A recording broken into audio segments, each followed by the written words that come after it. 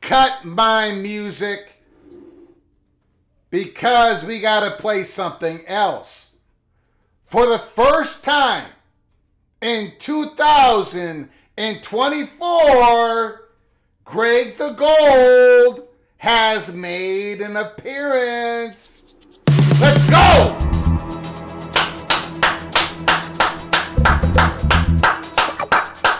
Yes! Yes! 5 and 4.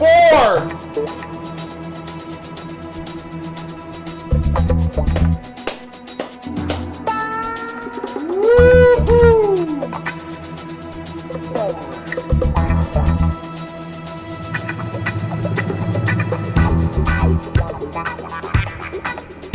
For the first time in 2024, the fat guy from Minnesota is not a complete loser.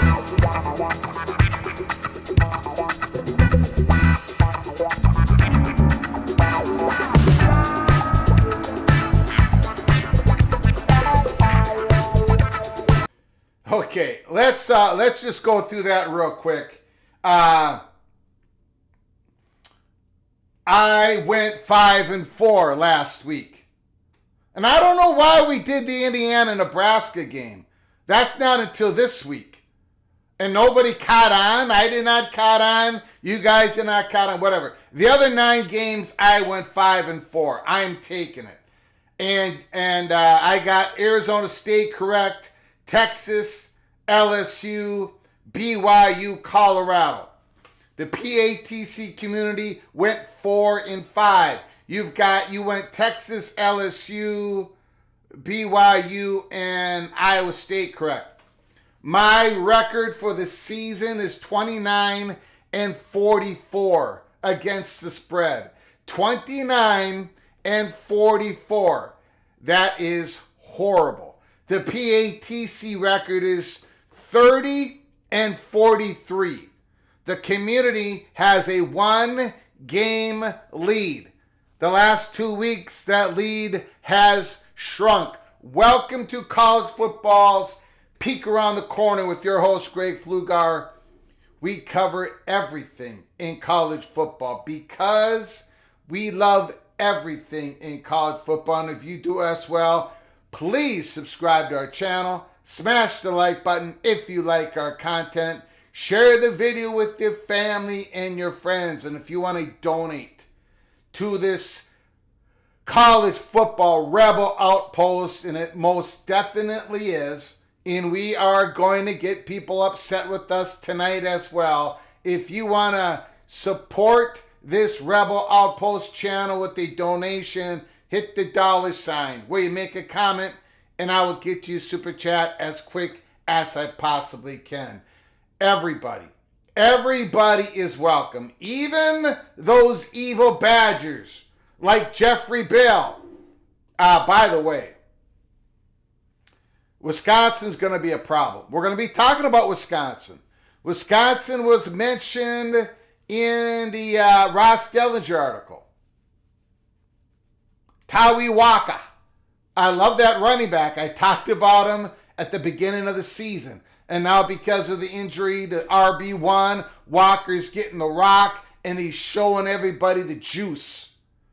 And Braden Locke is getting more and more comfortable. Wisconsin from here on in is going to cause a lot of problems. Everybody is welcome into the studio.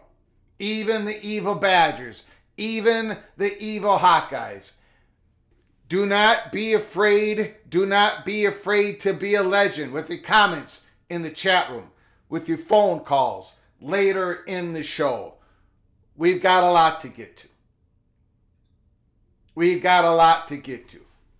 This is not going to be a short live show. Preston from Greensboro. Technically, you should take an L in the Indiana-Nebraska game, 5-5. Look, I don't care how I got it done. I got it done. No matter if there's, go ahead. Put the asterisk up there. Put it up there.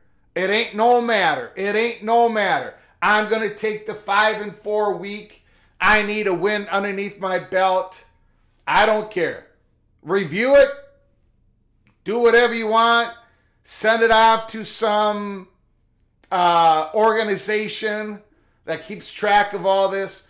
I am taking the win. Greg the Gold showed up. And then this Wednesday, as we make our selections against the spread, I'm gonna keep this rolling. I'm gonna keep this rolling. Thank you, Preston from Greensboro. Thank you for your generosity. What really gets me, Preston, is nobody brought that up. Nobody said, hey, this game's not even this week. I mean, my goodness. We're going to talk about Army and Navy. We are going to talk about Army and Navy. Thank you, Preston Greensboro, for your incredible generosity. Once again, helping us keep the lights on. Lee Go Gators is in the house. Ryan Brooks. LSU, man. What a game.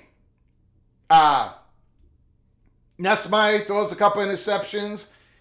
You don't really run the ball that well, but you win 29-26. And LSU is in the hunt. Charlie Atwood, we are 6-0. We're going to talk about that game. We're going to talk about that wild, crazy game. Penn State, Allen, and Singleton were, if you don't want to call it being shut down, they were slowed down. Now, they both had a good The first time both guys ran the ball, I think one was 10 yards, the other one was 8 yards, whatever. And from then on, they were slowed down. But you know who USC could not slow down was the great tight end, number 44, Tyler Warren. Holy smokes. Holy smokes. Again, I believe USC played a great football game. They played a great football game against LSU. Not so much against Michigan. They did not play well against Minnesota. They should have won that game. But they played a very good game against Penn State. If I was a Trojan, I know this is going to sound... The Trojan fans are going to get upset with me, but I would not hang your... I think the program is more sound than it has been in years. And I know that sounds crazy. And I know you're throwing something at your TV or you throw your phone. You just threw your phone across the room. But there is some... I think USC's fine. I think they're fine. Everybody in the chat disagrees. I think USC is fine. It's going to be interesting how they continue on going in the next year in the Big Ten. But I don't think USC is far off at all, in my humble opinion. Nathan Campbell is in the house. We'll talk more about Penn State. Scott is in the house. Steele Austin. Medea Flugar, the one who rules with an iron fist, is in the house. The moderator. The architect. Nathan Campbell. Again, Jeffrey Bell, Wisconsin. After that USC game, the Badgers are going to be very dangerous. I'm just letting you guys know, Greg the Gold is going to be picking the Badgers against the spread in the next few weeks. Christopher Shannon is in the house. R. Webb, Cloak and Dagger. We got some Cloak and Dagger to talk about. Notre Dame, we've got Cloak and Dagger to talk about. No question about it. In the back end of our monologue. Jonathan Price is in the house. Mr. Hoosier, Daniel Montcastle. We got to talk about the Hoosiers and their game against Nebraska. Wow. Secret Agent is in the house. Bo Weevil, Mr. Clemson. We got to talk about the Clemson Tigers. Suddenly, I think they're number 8 in the AP. Number 8. I could be wrong. It don't matter. It don't matter if they're 10, 9, or 8. It doesn't matter how bad my memory is. It doesn't matter. Clemson is rolling. Clemson is absolutely rolling. And I don't know if they can get stopped. I don't think they're going to get stopped until the ACC Conference Championship game. If they make the ACC Conference Championship game, because a tiebreaker is probably going to have to decide it. If you go look at the schedule of SMU, Clemson, Miami, they don't play each other. I don't know, guys. Guys and gals, I don't know. We might be looking at 3-8-0 ACC conference records at the end of the regular season. Paul is in the house. How about those Cyclones? We got to talk about the Cyclones. I can't even get through the roll call. Last week,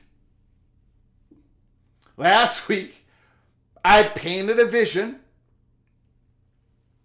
The Cyclone fans were in the living room. And next to the living room is the kitchen. And you had the roast beef dinner on the dinner table. And that roast beef dinner represented the Big 12 championship game. And the Cyclone fans in the living room, they can smell it. They can smell that Big 12 championship roast beef dinner. They can smell it. It's waffling through the kitchen into the living room where the Cyclone fans are sitting. But I also said last week, the Cyclone fans are smelling something a little bit even more than that roast beef dinner, because there's a certain smell that is cutting through the Big 12 championship roast beef dinner smell. And that is the blueberry pie that's sitting on the windowsill on the opposite side, the far side of the kitchen. The blueberry playoff pie. The Cyclones can smell it. And it was a very impressive victory over I think, a good team, West Virginia. And I tell you, the Big 12, there is not a whole lot of separation among West Virginia, among Kansas State, BYU, Iowa State. But there is one part of, they got a good defense. Iowa State's got a good defense. BYU has an excellent defense. There is one ingredient that the Cyclones have. And is why I picked them to come in third in the Big 12 conference race. Shame on me, even though I got raked over the coals by everybody, saying, except for the Cyclone fans, that I had Iowa State too high. Shame on me. I should have had them 1 or 2.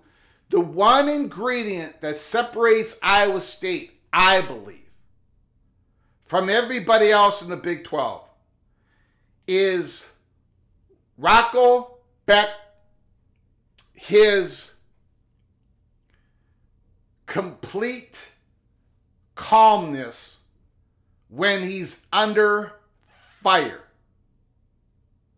I hope that makes sense. Like, Avery Johnson, incredible throws. He kind of runs out of the pocket too early sometimes, a little erratic, makes mistakes. Incredible athlete, incredible young quarterback. BYU, Jake Raslov, having a miracle year. I love the guy. I love his story, but sometimes he throws that interceptions. He's a little radical. He's a little shaky. Garrett Green. But Rocco Beck is the calm. He is the calm dude when the ship is out there and it is getting rocked by big waves. I think that is going to take Iowa State a long, long way. We still haven't gotten through the roll call. I apologize. There is so much to talk about. Antoine Coates, Arizona State. Scatterboot. Wow. What a story going on in Tempe, Arizona. Antoine Coates, we're going to be talking about that. Expedition Greg. The Buckeyes are going to be just fine. Unbelievable game. Both quarterbacks over 300 yards. Both quarterbacks, Gabriel and Howard, 2 touchdowns, no interceptions. One team ran for 160 some yards. The other team ran for 140 some yards. Final score 33-32. We're going to be seeing the Ducks and the Buckeyes again in the Big Ten championship game. Although the Buckeyes have a much more difficult schedule than the Nittany Lions. So we got to keep an eye on that. But they're going to be playing each other again. If not in the Big Ten championship game, in the playoffs, somewhere, somehow. Those two are going to lock horn again. The Buckeyes, I think, look great. The Ducks were just a touch better. Congratulations to the Oregon Ducks. Jose, the leprechaun, has lost his mind. Caleb Ramirez is in the house. Northwestern, Tough Tony is in the house. Christopher Shannon, Daniel Gorby, Jan is in the house. Opie. Okay, now people are saying that I have not won yet, unless Indiana covers. You know what? I'm going to take that under advisement. By the end of the show, we are going to make a ruling on that. Did Greg the Gold make an appearance? Or do I need Indiana? I think it was 3.5, right? Hold on. Okay. Do I need Indiana to cover the 3.5 for Greg the Gold to have actually made an appearance this week? I will make a ruling by the end of the show. Ryan Thomas is in the house. The BYU Cougars. The defense is suffocating.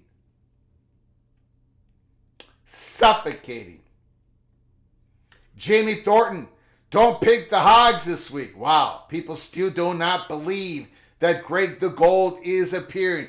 Grant is here. Chief Fan is here. I saw that. Neil Brown said West Virginia fans should be happy with our team. What Neil Brown said is people should be... I don't know how to put it. I heard what he said. He said he believes that, I think something like people should have a good time going tailgating. Hopefully people had a good time. What he said wasn't necessarily incorrect, but it's the wrong time, the wrong place to say it. Nobody wants to hear a coach say, oh, well, our team lost, but I know you all had a good time at the tailgate. The atmosphere was great. True. But it is the West Virginia fans that make the atmosphere great in Morgantown. It is the West Virginia fans that have a great time at the tailgate. It's what they are doing. But they're concerned about what you are doing in the big games. Because West Virginia, in the biggest games of the season, have continually lost under Neil Brown. Compare Neil Brown's record to Dana Holgerson, it doesn't match up. What does match up is Neil Brown is a good guy, runs a good tight ship. Now, West Virginia, there's nothing bad going on. Neil Brown runs a tight ship.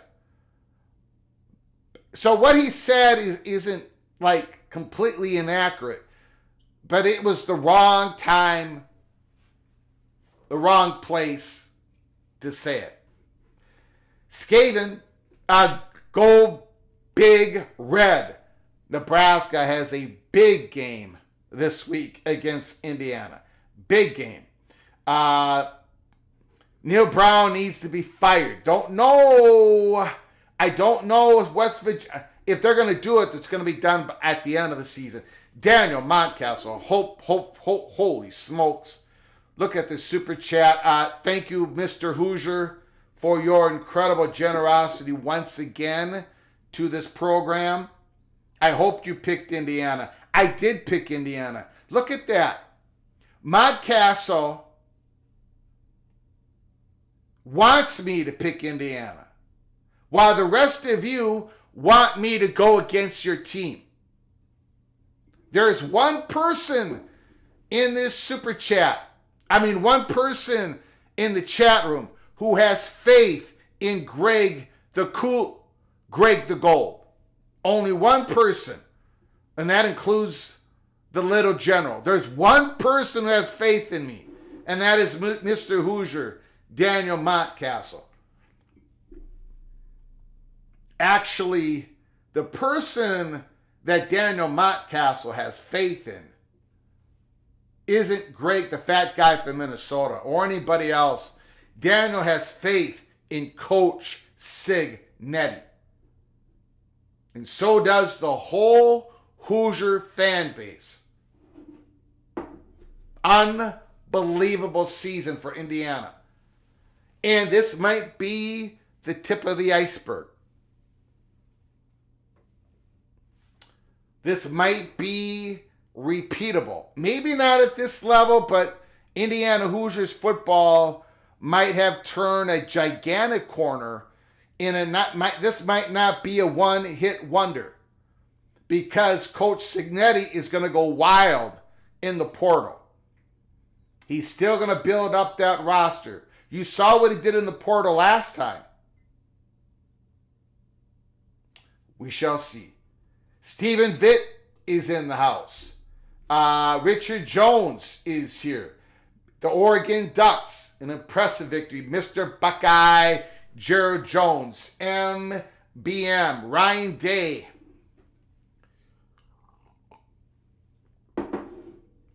Well,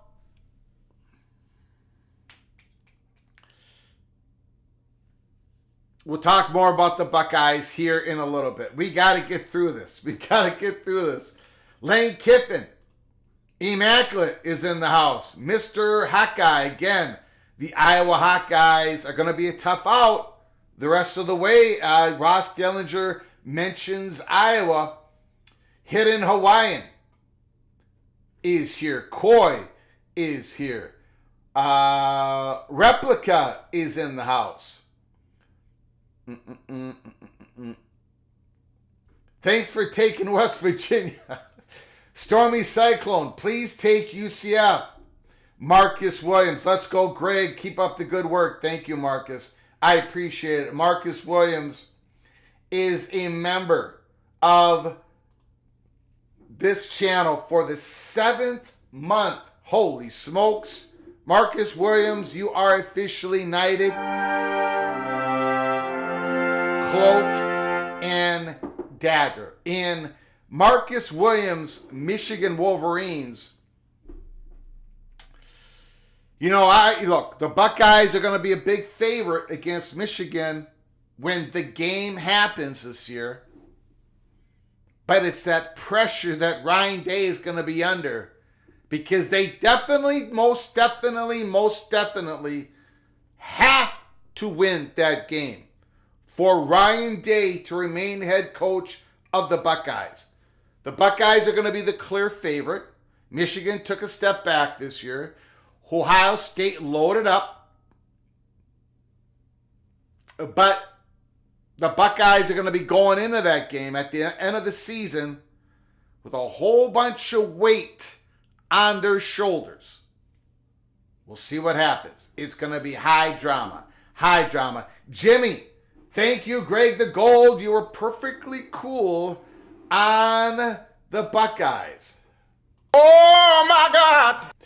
Jimmy, thank you so much for the super chat. I appreciate it. Jeez. Man. Unbelievable. No respect.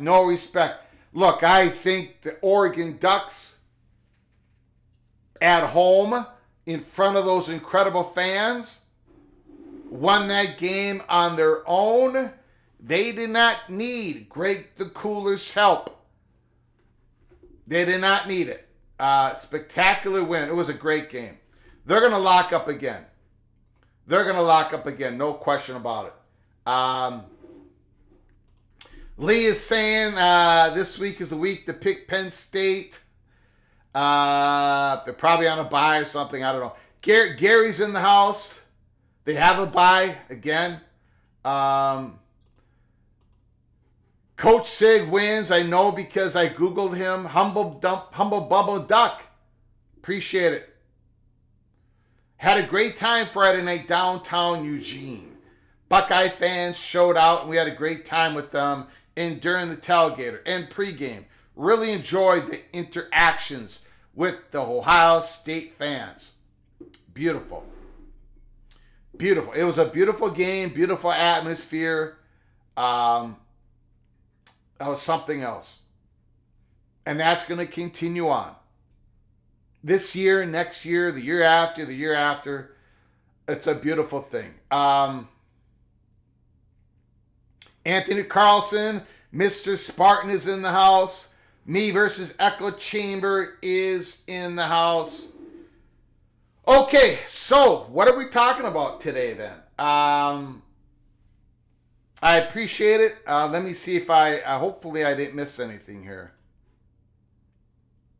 Ryan Thomas, Big 12 championship will be Iowa State versus BYU. Book it. Book it. Thank you for the super chat, Ryan Thomas. There's still ways to go. But yeah, that is probably, well, I don't know. Kansas State is still going to have a say in it. We'll take a look later on it. Thank you, Ryan Thomas. Thank you, Jimmy, Marcus, Danielle, Preston from Greensboro.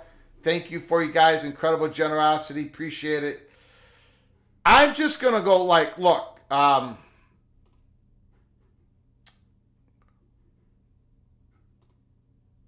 Yeah, I got that. So we talked about Torrey Horton during the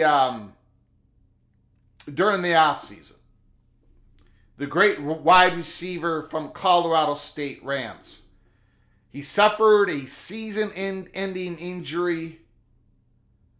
He's going to be about 35 yards short of the all-time Mountain West receiving record for yards. Tough loss. He's going to get ready when he recovers from that injury. He's going to get ready for the NFL. He's going to be playing on Sundays. I don't know if it's going to hurt his draft stock or not, but remember the name Torrey Horton, great wide receiver of Colorado State. Just a tough situation. Tough loss. I hate to see anything like that. Hate injuries, but a great player like him going down. And then Cam Rising, who has done so much for the Utah football program. He's going to be out for a while, maybe the entire season. He suffered that leg injury during the game. We all saw it. He got sacked. He was limping around. We did a watch party on that game. He has done an incredible job for Utah. And he's going to be a name to remember. Job well done, Cam Rising. It's Isaac Wilson's job for the time being and probably going forward. But job well done, Cam Rising. I know there are other injuries out there. I'm trying to remember, but there are other injuries out there. It's a tough time of the year. People are making decisions. Should they redshirt? Should they just sit out the rest of the season? It's been a tough week for injuries. Okay.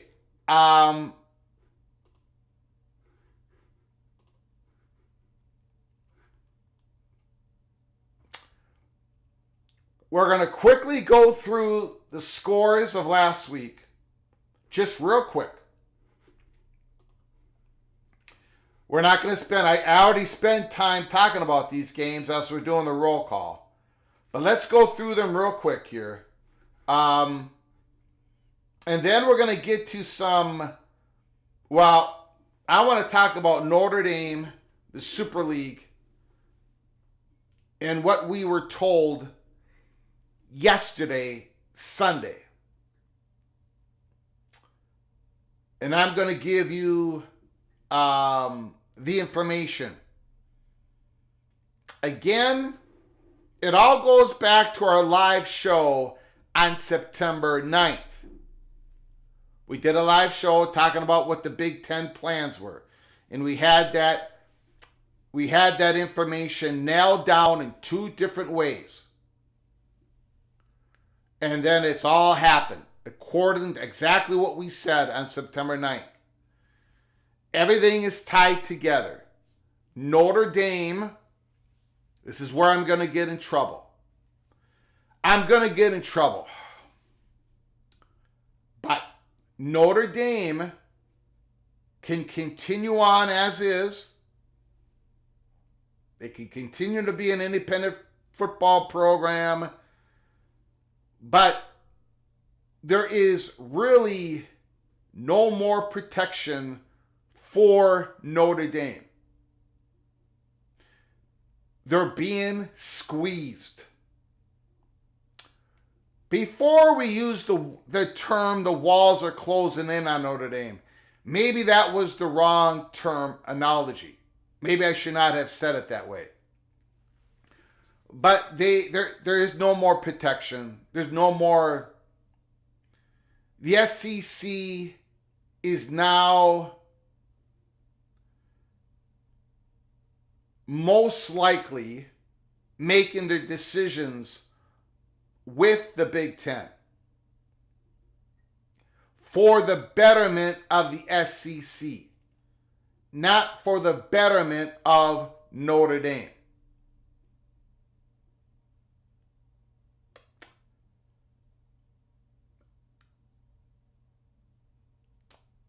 The scheduling, we were told yesterday on Sunday, the scheduling between the Big Ten and the SEC, while they've had preliminary talks and an advisory group,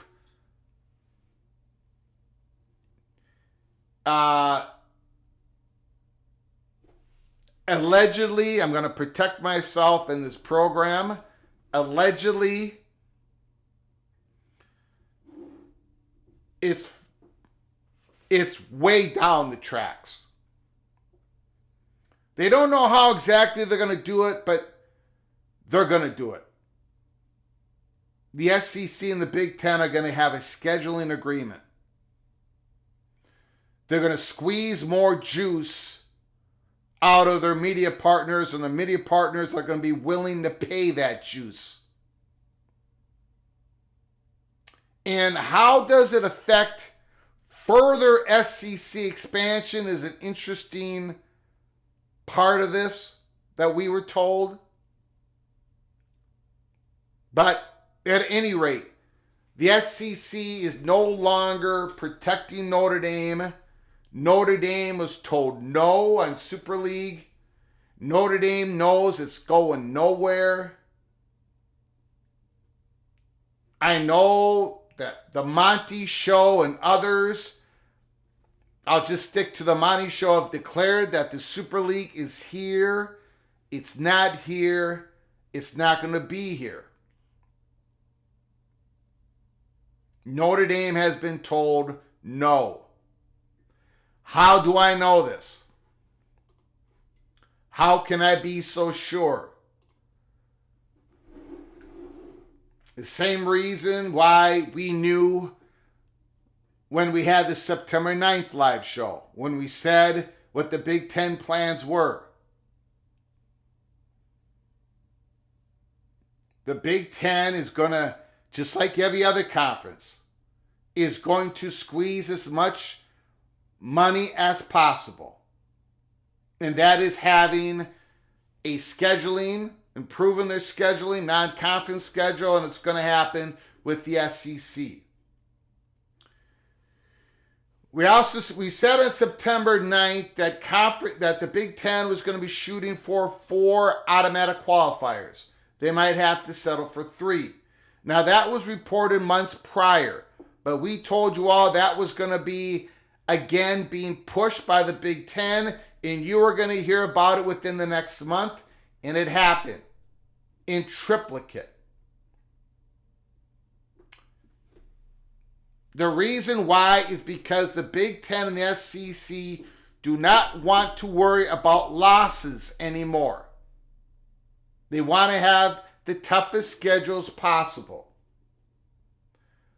And the incentive is to get as much media money as possible to pay for the changes in the landscape of college sports and college football. The USA Today had an article.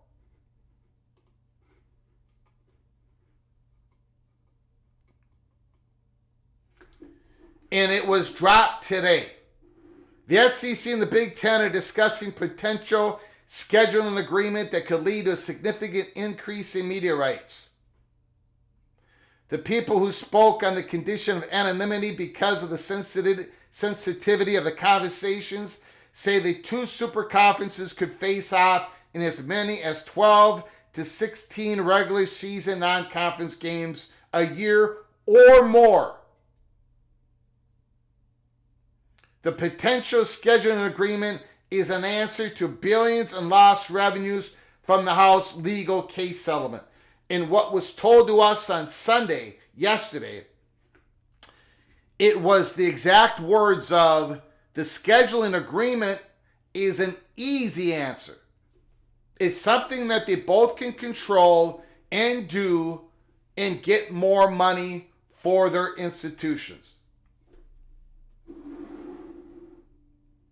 The SEC and the Big Ten aligning for the new frontier, revenue frontier. The USC, LSU, Alabama, Wisconsin, Texas, Michigan, all three were among the top 10 in overall viewership in the first month of the season. But 3 games per season won't change the monetary deals the two conferences have with their respective partners. ABC, Fox, CBS, NBC. They're going to have to go more than 3, 12 to 16 or more. Sold as standalone events.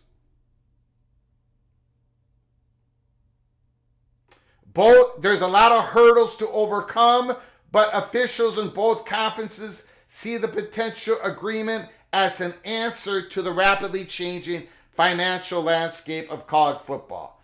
Again, you all have been notified of this. You know about it. The advisory group, there's been reporting on it. But I'm telling you, this is way down the tracks. Even with a lot of hurdles to overcome. Even though, South Carolina, of course, they play Clemson. Are they going to want a Big Ten game? Florida, they play Florida State. Are they going to want a Big Ten game? Maybe the answer years down the road is that Clemson and Florida State become SEC members. But whatever. That's another whole trail to go down, and we're not going to do that tonight. But this is serious. Now, tied it back to Notre Dame. Again, the SEC used to give Notre Dame cover. They're not doing it anymore. Notre Dame protecting Notre Dame's status doesn't give the SEC any more money. And it's not going to hurt. The Big Ten is not getting hurt anymore by not having Notre Dame as a member of the conference. So what's going to happen, what is going on is the Big 12 is looking at squeezing more money for their schools in regards to having football games being played at non-traditional calendar dates. The ACC is doing the same thing. Both conferences are potentially looking at, especially one of them, the Big 12, potentially looking at a conference semifinal weekend. They are deep in the weeds on talks with Fox. The Big 12 is looking out for the Big 12. You're going to be hearing more about this. They've had talks with private equity. You're going to be hearing more about this. The Big 12 is looking out for the Big 12. Phillips is doing all he can with the ACC. The Big Ten and the SEC are trying to squeeze more revenue. The Notre Dame options are limited. A standalone network, a contract network with NBC. There's only so much juice that Notre Dame can get out of it. There's only so much that Notre Dame can offer to NBC to get more money. Again, Notre Dame is being squeezed. And when there's going to be automatic qualifier spots for the Big 12, for the ACC, for the Big 10, for the SEC,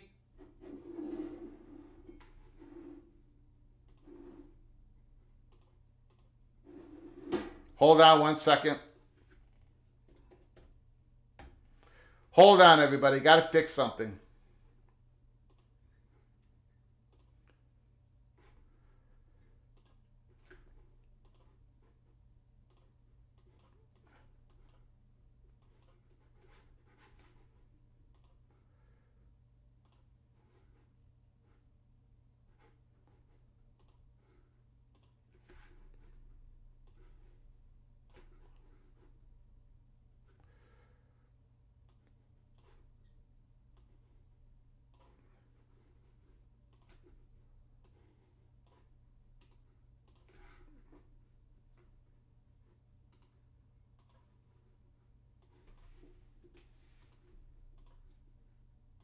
Okay.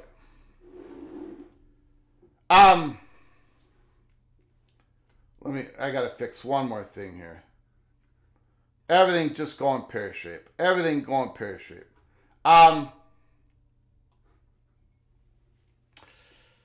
So I was gonna do it at the back end of the monologue, but we'll just keep going on here, and then we'll talk about the impact of Week 7. Notre Dame, look, when people are talking to me on Sunday, now who's talking to me? Well, B. Tim and his associates. Of course, they have great connections with Notre Dame. They're the ones, let me break the Notre Dame to the Big Ten hockey story. Possibly people in the industry. Notre Dame, this whole thing with the Super League and Jack Swarbrick being a part of it, it's just their attempt. They were told no. None of that is happening. You can take that however you want it. But at this point in time, and I don't want to go too far down this road tonight, but we're going to have to take it. We're going to have to go down a road here. At this point, the SEC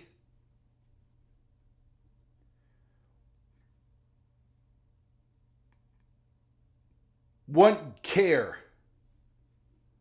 The SEC, in fact, would probably want. I'm going to get yelled at here, but the SEC has no more incentive to protect Notre Dame. Like, if Notre Dame called the Big Ten tomorrow, and they're the only school that has the power to do so, and say, look, we're going to join the Big Ten because we see what you and SEC is doing. We cannot keep up with that. You're not going to go with the Super League, blah, blah, blah, blah, blah. How do you think the SEC is going to feel? Probably fine. Not a problem. They'd probably want it to happen. They would want that to happen. So the ACC would implode earlier. And then the SEC is going to expand. Do you think the Big 12 even cares anymore? No, because they're going to try to go after an imploded ACC conference. Nobody is in Notre Dame's corner. And I know I'm going to get absolutely... my name is going to get raked over the coals. I know Notre Dame fans. I know it. I've seen it. They're going to show it to me. But this is college football's peek around the corner. And nobody has my track record. And the reason they don't is because I don't care if I get yelled at by every single fan base in the chat room.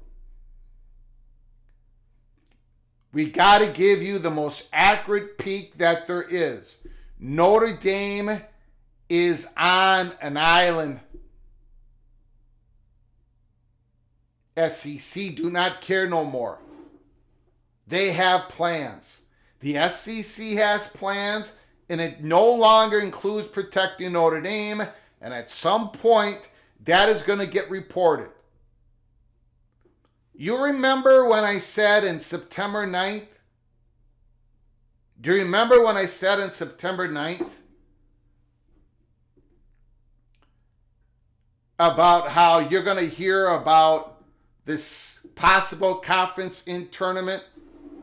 Do you know that was in Ross Dillinger's article a few days ago? I haven't even covered it. Should I try to find it? Hold on a second, guys. Hold on. I'm going to try to find it here. Please be a little patient.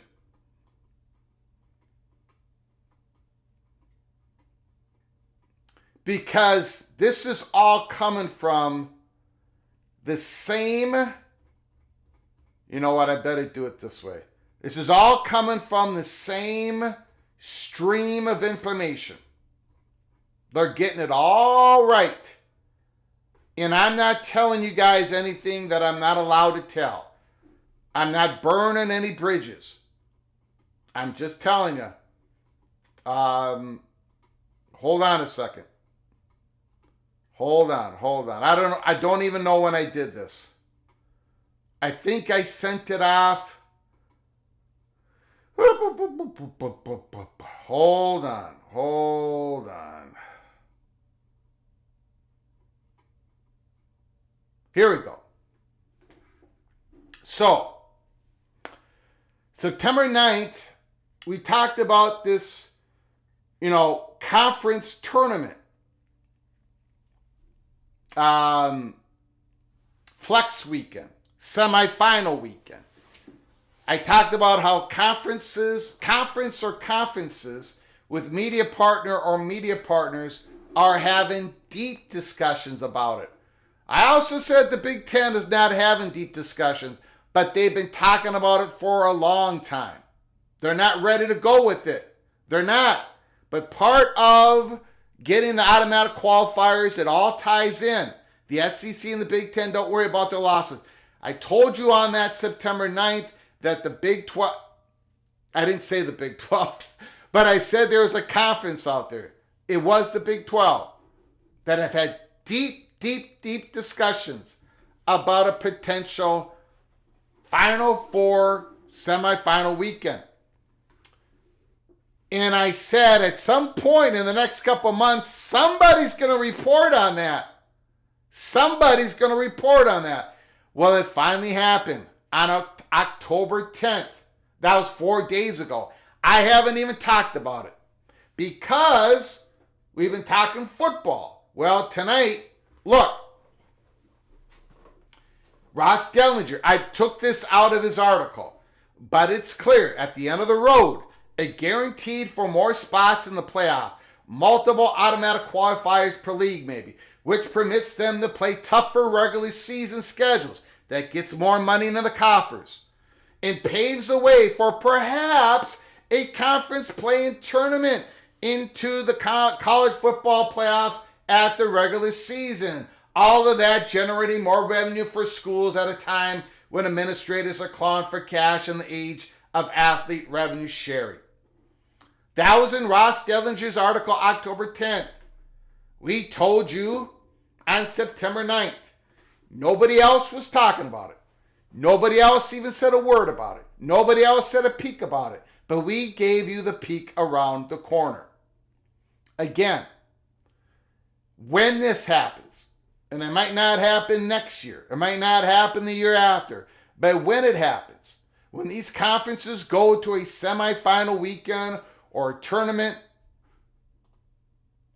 It's going to bring a whole lot more money to their conference. They're all talking about it. They're all planning it. And Notre Dame can't do that. It's another revenue stream that Notre Dame can't do. Notre Dame is a huge football brand, a spectacular brand, one of the top 6 brands in the country, maybe the top one.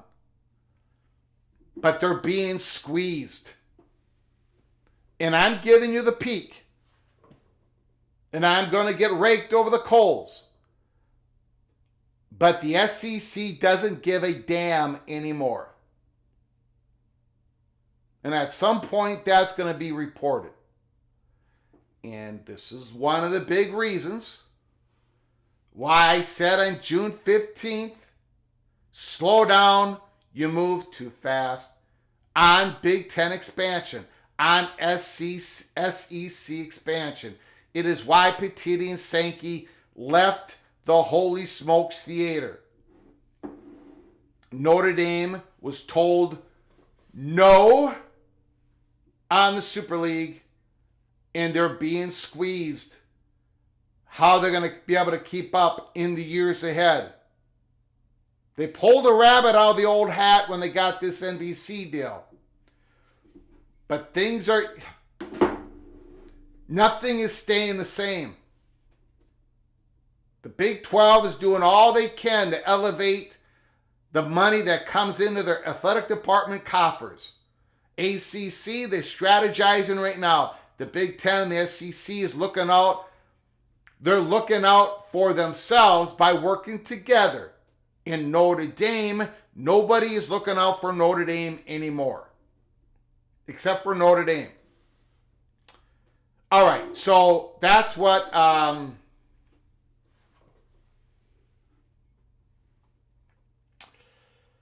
that is my Notre Dame. I will get in... Look. I will get into it more when I can. About Notre Dame being told no.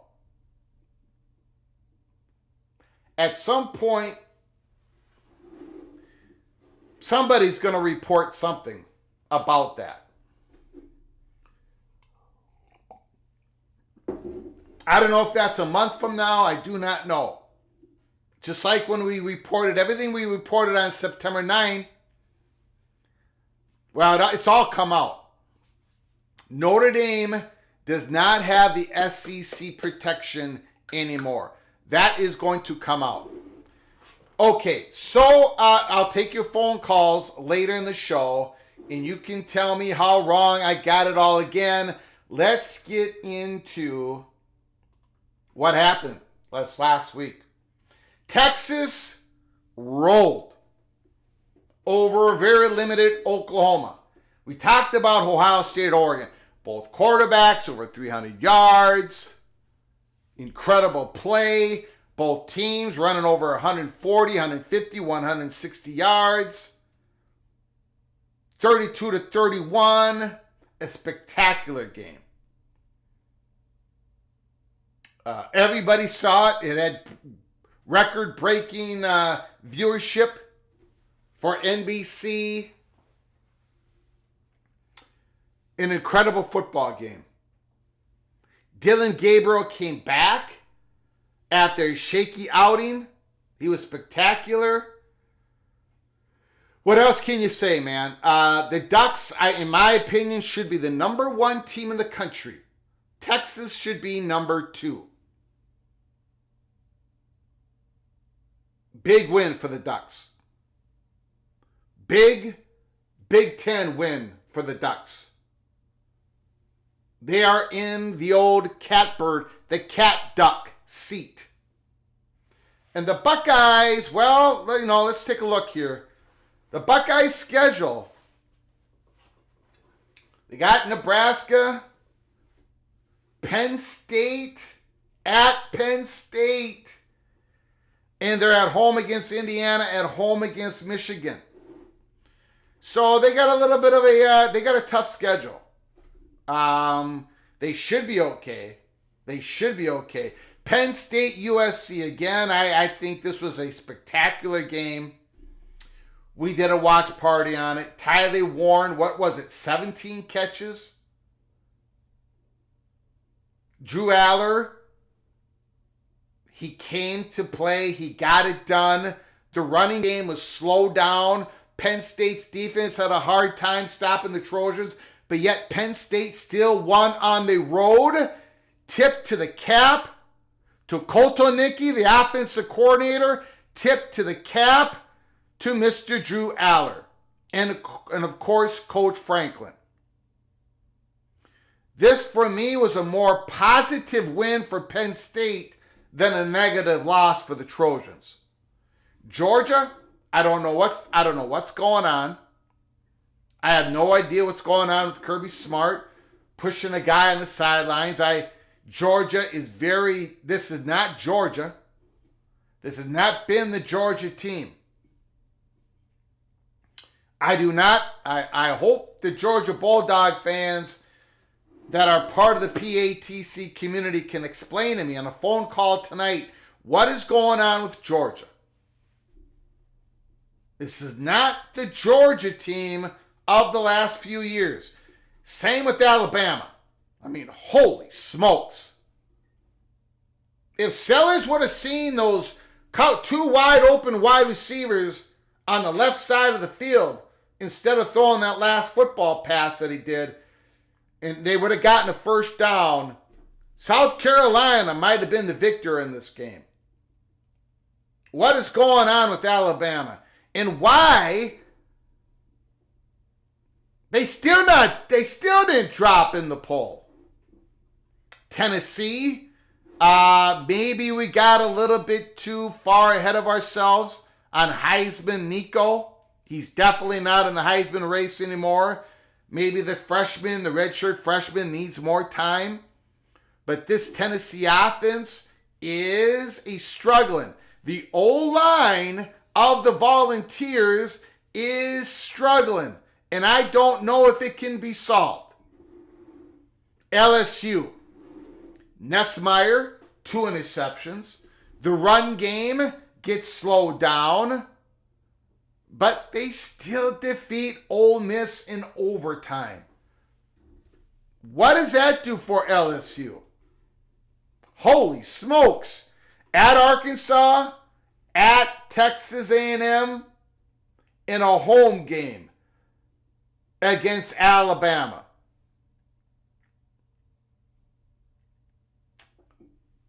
At Florida, at home against Vanderbilt, at home against Oklahoma. They still got a tough schedule ahead. But they are now in position after that opening game loss to USC. Clemson is just rolling. Absolutely ridiculous. Cade Klubnik. I mean, what is going on with this guy? The light bulb has completely turned on. And of course, Phil Maffa. My goodness. An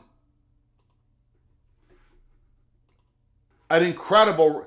Clemson is on an incredible roll. Notre Dame 49-7. Iowa State, West Virginia. We talked about that. The Cyclones defense is elite. Abu Sama is a good running back, but he only got, he's been hurt, nicked up. Carson Hansen has taken over. It's the steadiness of Rocco Beck that I think puts them apart from the rest of the Big 12 teams. It's his steadiness. It's his calmness. BYU, 41-19. Absolute blowout. Was not competitive. Ashton Genty, Boise State, 28-7. I'm going to talk about Boise State in a moment. We'll circle back to Boise State. Mr. Heisman, Ashton Genty. Kansas State 31, Colorado 28. If Colorado Buffaloes had a decent offensive line, the Buffaloes could have won the Big 12 this year. But they don't, so they won't. If the Buffaloes could have had an average offensive line, this could have been the year. Travis Hunter is injured. They got a couple other guys injured. Missouri rolls big. Pittsburgh 6-0. Illinois 5-1. Pittsburgh survives. We did a little bit of a watch party on that. Illinois has to go into overtime to beat Purdue. I want to talk a little bit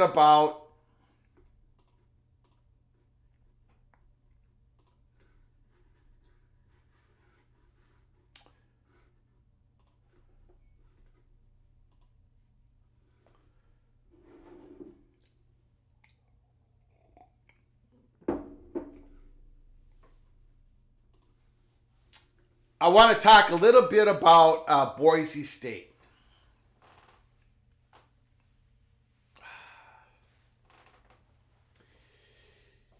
Does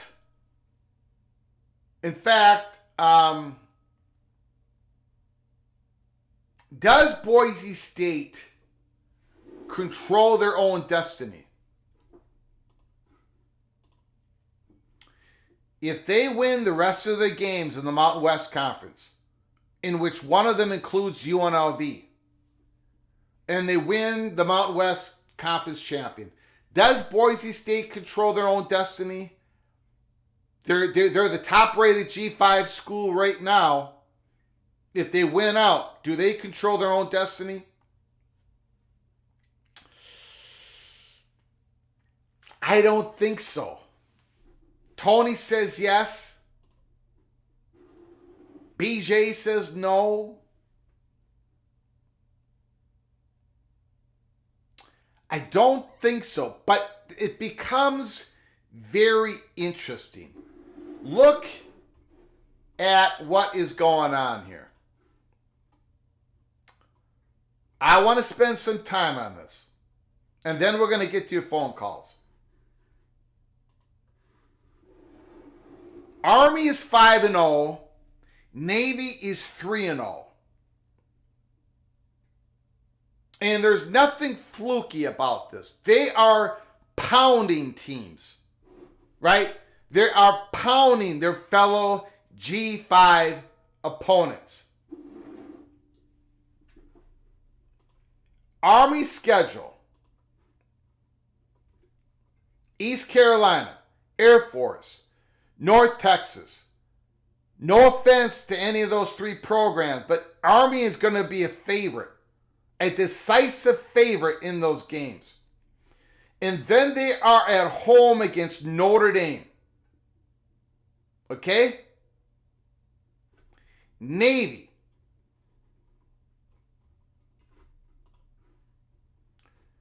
You look at their schedule. Charlotte. And they are at home against Notre Dame. They got a tough game against Tulane. Then they play, of course, Army a week after the conference championship game. So, let me ask you this question.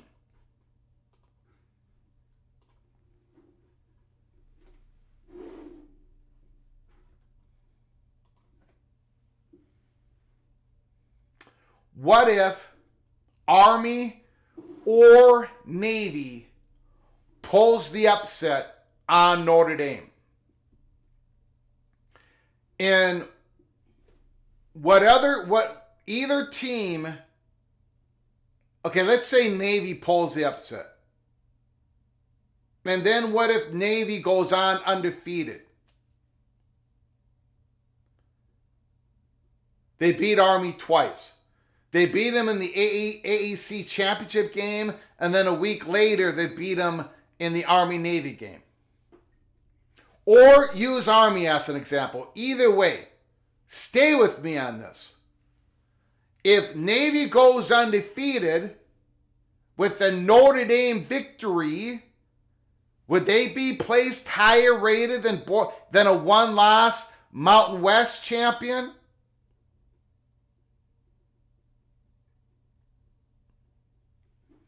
Okay. What about in a large bid for a G5 school? Is that out of the question? A one-loss Boise State that only lost to Oregon by 3 points?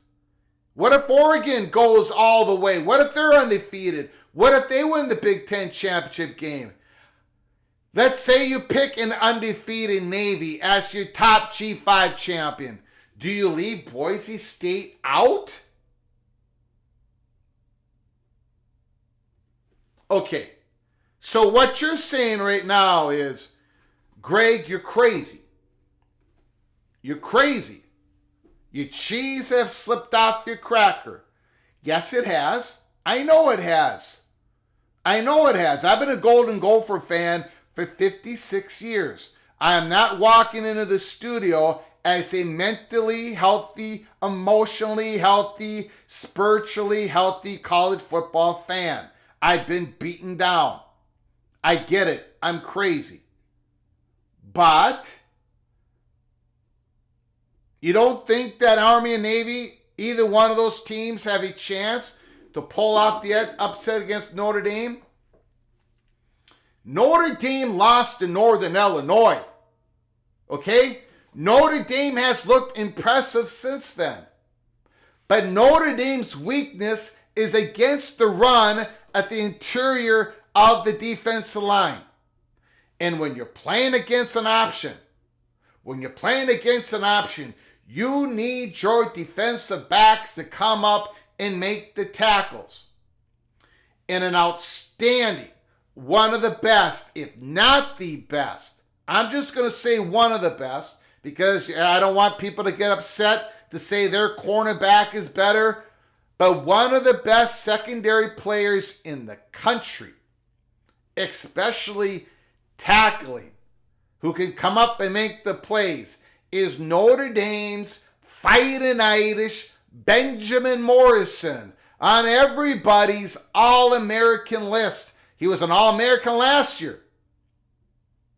He's injured. It was announced today. He's out for the season. Do you know how many injuries Notre Dame has? I ain't saying, but I'm saying. If Army or Navy, one of those two, knocks off Notre Dame and knocks off everybody else in the American Athletic Conference, and then you've got Boise State sitting over there with one loss, a 3-point loss to Oregon, what are you going to do? What are you going to do, playoff committee? You're going to leave one of those two teams out? You can't. Can you? No. Can you? For a 4th place SEC, a 5th place SEC, a 4th place Big Ten team? No. I don't think so. Okay, we're going to go to your phone lines right now. Appreciate you all coming on in. Ryan Thomas, hot take. Iowa sneaks in the playoffs with the Immaculate Magic. The Hawkeyes could run the table and finish 10-2. Well, they could. Look, let's take a look. Thank you for the super chat, Ryan Thomas. They absolutely could. Before we get to your phone calls, let's just take a quick Ross Dellinger article. This came out today. With the expanded college football playoff field, these 20 teams have lost but are still alive. Now, again, you're taking away the 11 undefeated teams, right? Of course, the 11 undefeated teams remain almost in a great position to obtain one of those 12 spots, including G5 teams like Army, Navy, Liberty, and even one last Boise State. But this article, the focus is not on those schools. So, If you're an undefeated team, if you're a fan of an undefeated team, don't feel like you're left out of the discussion because it's obvious that you are in the hunt. But the focus of this article is not on those programs. The focus on this article is 1 loss, 2 loss, and even 3 loss power conference teams very much alive. Still in it, Clemson Tigers. Clemson Tigers. The 1 loss was to Georgia, 34-3. But since then, holy smokes, what's left? Not too much. 1 ranked team at Pittsburgh left on the schedule. The Tigers should be favored in every game, perhaps by at least 10 points. There is hope. There is hope in Clemson. The Buckeyes, of course. 1 loss, but then again, they have one of the most toughest remaining stretches of any Big Ten team. We went through that. Of course, there is hope. Notre Dame, their loss was to Northern Illinois. Navy and Army are unbeaten. That's what's left. The Irish gets them both. They play this week against Georgia Tech. I think the quarterback, Haynes King, is a little bit nicked up. I think the running back, Jamal Haynes, is okay for Georgia Tech. Very interesting game. There's hope for Notre Dame, of course. Georgia Bulldogs, 1 loss. Of course there's hope. But they're not playing like the Georgia of old the last couple of years. Texas A&M, they lost to Notre Dame. But yes, there's hope. They've got games against LSU and Texas. They are playing outstanding. Mike Elko has that program rocking and rolling. Texas Tech Red Raiders, they have a loss, but they have hope. And we're going to get to Washington State later in this article. 4 of the Tech's final 6 opponents have a 500 record or worse. There is hope. Texas Tech Red Raiders, LSU Tigers. The opening season loss, but now they are on a roll. They're 5-1. Garrett Nussmeier's averaging more than 300 yards per game. They are a resilient group. No question about it. SMU, 1 loss. BYU, that loss ain't looking so bad anymore, is it? BYU is undefeated. For the Mustangs, they have a game against undefeated Pitt, Boston College, Cal, road trip to Virginia. But again, that schedule is doable for SMU. Still in it, but may need help. 1 loss, Kansas State. Of course they got a shot. They have a season-ending trip to Ames to play unbeaten Iowa. Kansas State is going to need to beat the Cyclones in Ames, Iowa to get to the college football playoff. Alabama Crimson Tide, they are struggling. They are struggling, but there is still hope, of course. Missouri Tigers, that defense, I don't know, but they got Brady Cook. Tennessee Volunteers. The Volunteers have road game at Georgia, but they do avoid A&M, Texas, and LSU. Illinois Fighting Illini. 1 loss to Penn State. They have to go to Oregon. They play host to Michigan. Illinois still has a shot. They're probably going to need some upset. They're going to have to either beat Michigan or Oregon and then hope for the best. Arizona State, 1 loss. Texas Tech. They have games at Kansas State and at home BYU. Still hope. And when you got Cam Scatterboo, you've got hope. Nebraska Cornhuskers, they're on the road against unbeaten Indiana and top 10 Ohio State the next 2 weeks. Will the real Nebraska Cornhuskers please stand up? We're going to find out about Nebraska the next 2 weeks. there is hope. Dylan Raiola gives the Cornhuskers hope. Iowa Hawkeyes, as Ryan Thomas said, they lost to Iowa State, not a bad loss. Ohio State, of course, not a bad loss. What's left? No ranked teams. They're going to have to run the table, and hopefully the chips fall exactly how Iowa needs them to fall to grab an at-large spot.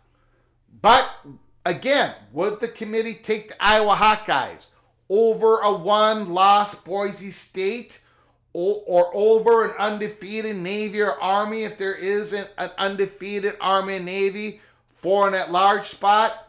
Because one of those teams are going to take the fifth highest ranked championship automatic berth, and the other one's going to be available for an at-large spot.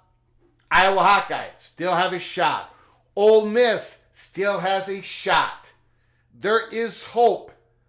Again, I don't like Ole Miss. Ole Miss, for as talented as they are a one-dimensional offensive unit, and they became that way last year. 2 years ago, they were not. Last year, we talked about it. They couldn't run the ball, even with Quinshon Judkins. Same thing is happening this year. The Badgers are dangerous. We talked about it. The Badgers are now very, very dangerous. The light bulb has come on for Braden Locke. It says here he's finding a groove. I think the light bulb has come on. I think they're going to be very, very tough to beat. They get Penn State in 2 weeks, and Oregon in a month, both at home. So they're going to, Wisconsin can tell themselves, we're in the playoffs right now. We just have to beat everybody, right? We're going to have to beat the Nittany Lions and the Ducks at home. They probably can't do it, but they become dangerous. Colorado Buffaloes at Nebraska. They lost. At Kansas State, they lost. But they're going to have to win the rest of the games. The game is in Lubbock. Might be an eliminator game between Texas Tech and Colorado. And finally, Washington State Cougars. They lost at Boise State. They've got one loss, but they're going to be favored in the rest of the games. Does an 11-1 Washington State team, can they get in that large bid?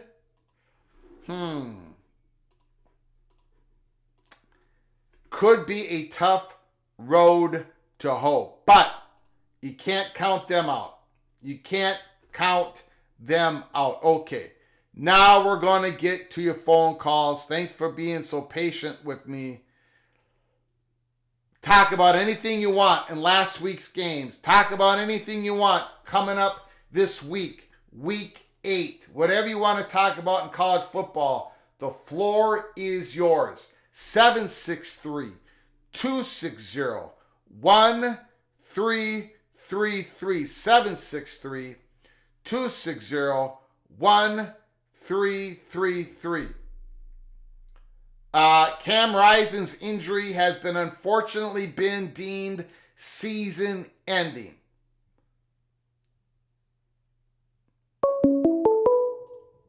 Cam Rising is out now for the season. Call from BJ. BJ, the floor is yours. Thanks for calling, my man. Appreciate it. No problem. As always, Greg, thanks for having me on, allowing me to speak on your platform. Just a few things. One, right, we can all agree this is year one of one in the new world of college football. How we have chosen champions and who we have decided to give opportunities to. There's a new algorithm, new formula. And that formula, in my opinion, is going to shock a lot of people. And I think that one of the most important shockers is strength of schedule is going to play a bigger role in this new age of college football. And I forgot the guy's name, but there's a guy for ESPN that does a really good comprehensive ranking system. Connolly, I think his name is, if I'm not mistaken. Yeah. And I pay attention to his rankings. He's an ESPN employee, and ESPN references his rankings quite often.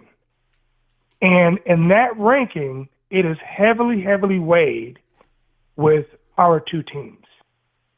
And I think that ESPN will find a way to put in. It's a TV product, right? They're going to find a way to put in the teams they want to put in. As it pertains to Boise State and Iowa State, I think as fans, we are tunnel vision into looking at it from a competitive standpoint. But ESPN's choice to put in Alabama over Florida State showed that it's a TV product. And I think Army and Navy, if they're undefeated, or even if they have one loss, if they beat Notre Dame and they're sitting there with one loss, they will be in. I just think that's just how the cookie crumbles.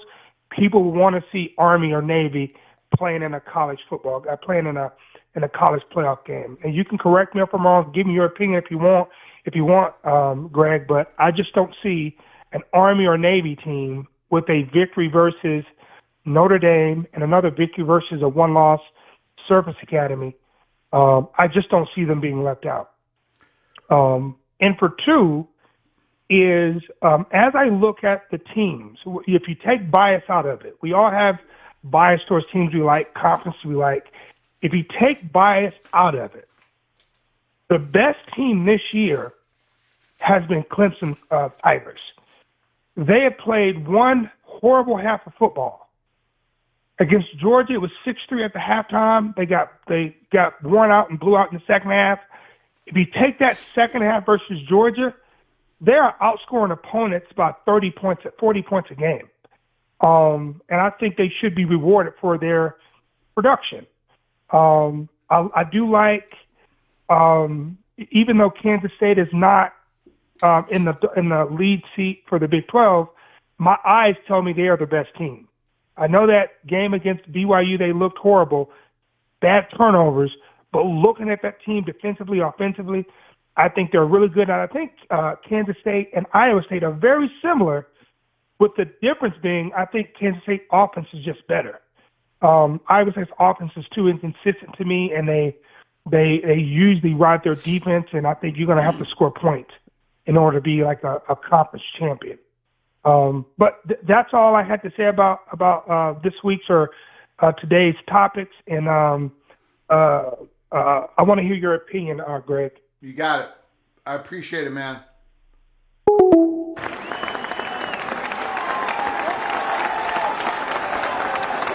My opinion on a one-loss Navy or Army making the playoffs. Well, look, if they're going to have one loss, who was it to and by how much? I mean, so if Navy or Army, if they both lose in Notre Dame, for example, and they both get their doors blown off, and then one of the two defeats the other one twice, and they beat everybody else, and they're the AAC champion with one loss, again, it's going to be very difficult to put them ahead of a Boise State if they lose, if they run the table. Because Boise State's only loss is to Oregon, and Boise, and if you want to talk about TV executives making the decisions, I think the committee is. I'm not naive to think that they're not influenced, but I'm not also conspiracy minded to where they're going to do the best they can to make the decision. But people want to see Ashton Genty in the playoffs as well.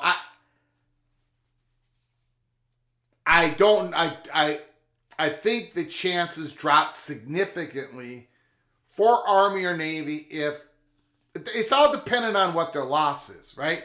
I mean, if they both beat Notre Dame and then one of them loses, it all depends on the loss. So it's hard to say. But I'm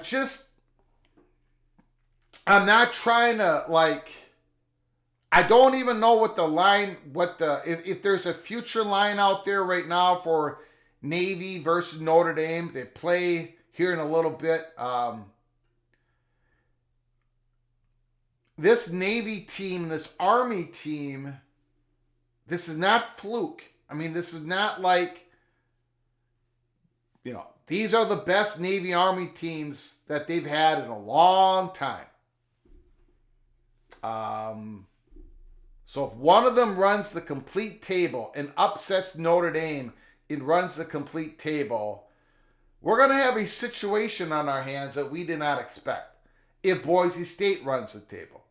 This is not no disrespect to Liberty, who could go undefeated, but this is not a Liberty situation, because Boise State has already had a really good loss, a 3-point loss to Oregon. Call from Rick. Rick is on the line. The floor is yours. Hey, good evening, my friend. You too, sir. Real quickly, just one point to make, and it's pretty simple. I'm of the belief that the ACC will have a champion and a runner-up, as will the Big 12 have a champion and a runner-up. One of those two runner-ups will not be in the playoffs. When you say runner-up, the team that lost in the championship game? Is that what you're saying? Huh? No, I guess I would go with the second highest ranked ACC team and the second highest ranked Big 12 team. Between those two, one of the two will be ranked higher than the other by the playoff committee. Mm-hmm. And the one that isn't ranked the higher of the two will be left out. So in essence, the Big 12 and the ACC are getting 3 teams into the playoffs. Combined. Combined. Yeah. A lot of things can happen from here to there, but I would essentially agree. Yes. That was it. Yeah. Enjoy the evening show. Appreciate Thank you. it. Thank you, Rick. Appreciate it. Great call. Brian Browning, as long as Boise runs the remaining table, there's absolutely no chance they wouldn't make the playoffs. Absolutely no chance at all. I agree. I mean, there is no way. They're literally, how can you see it? So that's why I wanted to bring it up, because it's like, what if an Army and Navy runs the table? So there's a chance, ladies and gentlemen, there's a chance. Call from Tristan 5. Tristan 5. Hold on for just 1 second. I just want to finish my comment here. Sure. I mean, there's a chance, ladies and gentlemen, that we could be seeing 2 G5s teams in this first expanded playoffs. I mean, unless you think there's absolutely no way that Army or Navy could upset Notre Dame. And that's a decent, opinion to have. I mean, Notre Dame is rocking and rolling. Riley Leonard is starting to roll. He's starting to feel comfortable. But, Notre Dame just lost another, not just another starter, but another great player. And you saw how they got beat by Northern Illinois, and that's what Navy and Army does. There's a shot we're going to be seeing 2 G5 teams in the playoffs Go ahead, sir. The floor is yours. Thank you for your patience. Thanks, Greg. Hey, listen, I wanted to give you a quick prediction. Yeah. I know Wednesdays when you usually do this, but Yeah. I think Georgia is going to lose to Texas. It might not be close. It might be as much as 14 points. And they're just not the same team they've been recently, and Yeah. Texas looks really strong. So what that's going to force Georgia to do is win all their other games if they want to get in the playoff. That means they're going to have to win at Ole Miss. They're going to have to beat Tennessee at home, and then they're also going to have to beat everyone else on the schedule. Wow. That's going to be tough to do, in my opinion. Yeah. I think there's a good chance they miss the playoff. And whoever loses between Tennessee and Alabama this upcoming weekend, Greg, they're going to have a hard time finishing the season with only 2 losses because whoever loses, it's just going to be their second loss. Yeah. Yeah. So one of those two are going to be right up against the wall. Looking at the games so far this year, Greg, it really looks to me like what has happened in the SEC is that the teams at the bottom are much more competitive, and the teams at the top have kind of dropped a notch and are having a lot of difficulty with the teams that they usually would dominate. And that is actually what the SEC wants. Right. And that's why the SEC is going to go along with the Big Ten in regards to automatic qualifiers. Like, they don't want to have to worry about losses. They just want to worry about their conference race, who gets in the top 4, right? That's what they want their energies towards. I'm just giving everybody another warning. There's something that's going to happen. I don't know if it's going to be 3 or 4 or what, but it's going to happen.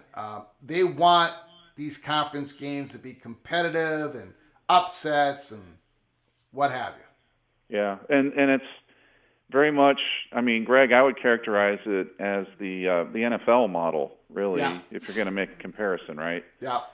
So is it your opinion, Greg, and I'm asking you this because I know you watch so much college football and you'll have an insightful opinion. Is it your opinion that a similar thing is happening in the Big Ten as well? The teams at the top are probably not quite as dominant, and teams in the middle and at the bottom are more competitive? Or has that not happened quite yet for the Big Ten? I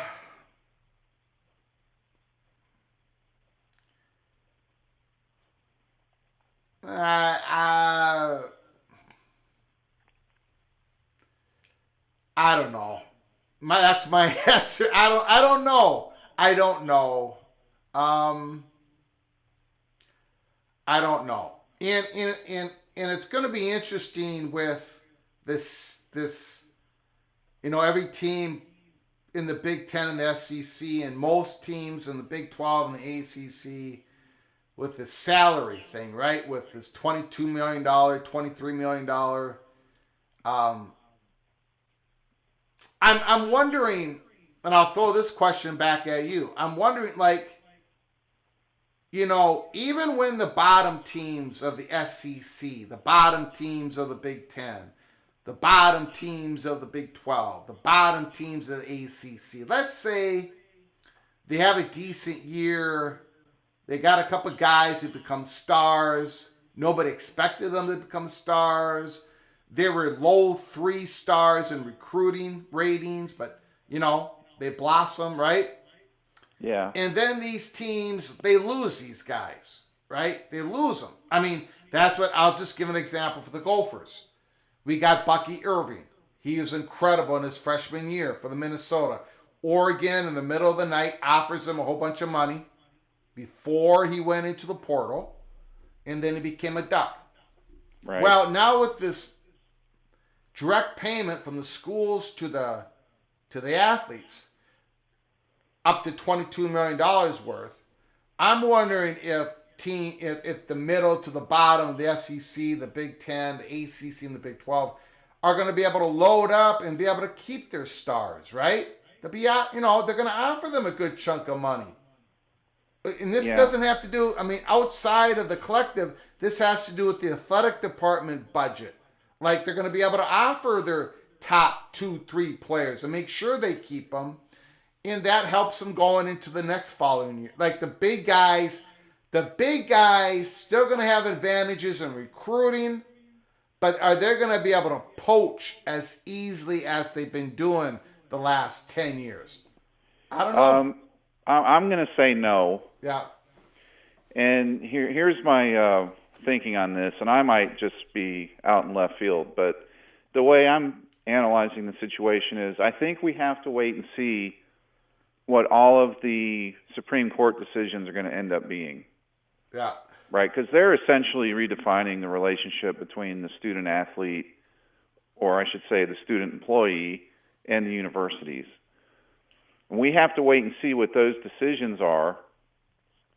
And once all of the legal variables have been defined, then progress can be made on the part of the conferences and the universities to come to an agreement about how all this needs to be managed. But you can't have that agreement, Greg. I mean, it's the Wild West right now. We all know it. Yeah. And you can't have that, though, until the absolute limits of how this is going to shake out are known, right? We need the final pieces of the puzzle from the Supreme Court. And what I expect will happen is that once we have that information and everyone understands the lay of the land, then there's going to be probably some collective bargaining. There's going to be contracts that are going to be enforced. So if a player, I love the freedom that the players have today, but it hurts the teams at the bottom and teams in the middle because they get their players poached. Okay? Yeah. And I don't like that. So, I mean, they put in the time and they took the risk on this player and they developed him and he showed all of his promise and then he's off to another team. So I think that there's going to come a point at the end of the process where when you get collective bargaining, the thing that they're going to have to give up is they're going to have to live with the contracts that they sign. And when they go to a university, it's going to be a contract. It's going to be like, you're an employee now. You wanted that. So that means you're giving up some of your freedom in exchange for getting, the salary or whatever else you're going to get. So I think that the Supreme Court has to do its thing. And then after the final decisions are made, we're going to start seeing some collective bargaining. And then it's going to shake out to where teams can hold on to their players much easier. It might even get to the point, Greg, this is unfathomable, just a few years ago, but it might get to the point where players actually get traded. Yeah. In the NFL. Yeah. Or at Conceivably.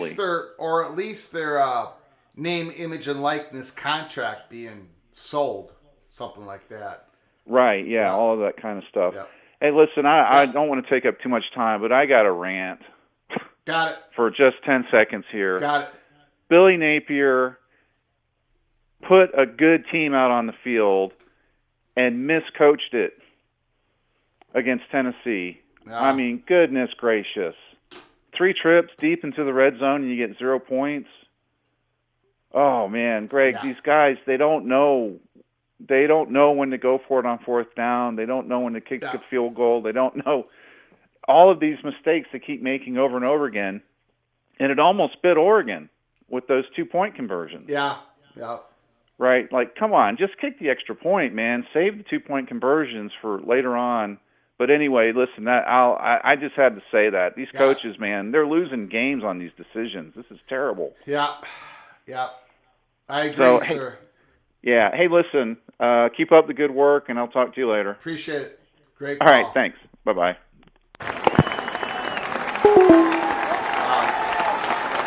I mean, that's the other part of the story, is the Florida story. Graham Mertz is out for the season. That's an injury that I forgot at the beginning of the monologue. And again, we talk about Alabama's struggle. We're talking about Georgia's struggle. Well, we got to talk about Tennessee. That offensive line, holy smokes. Call from Immaculate. Immaculate, can you hold on for a moment? Sure. I appreciate it. I'll let you have as much time as you want.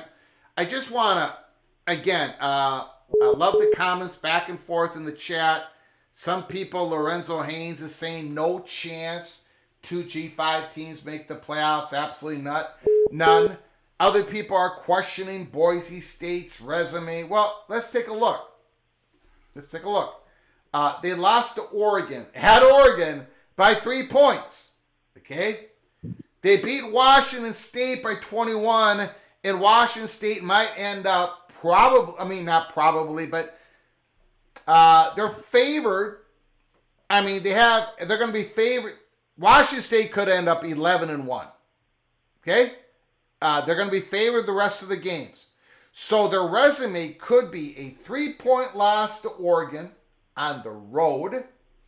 Defeating a Washington State could be 11-1 by 21 points.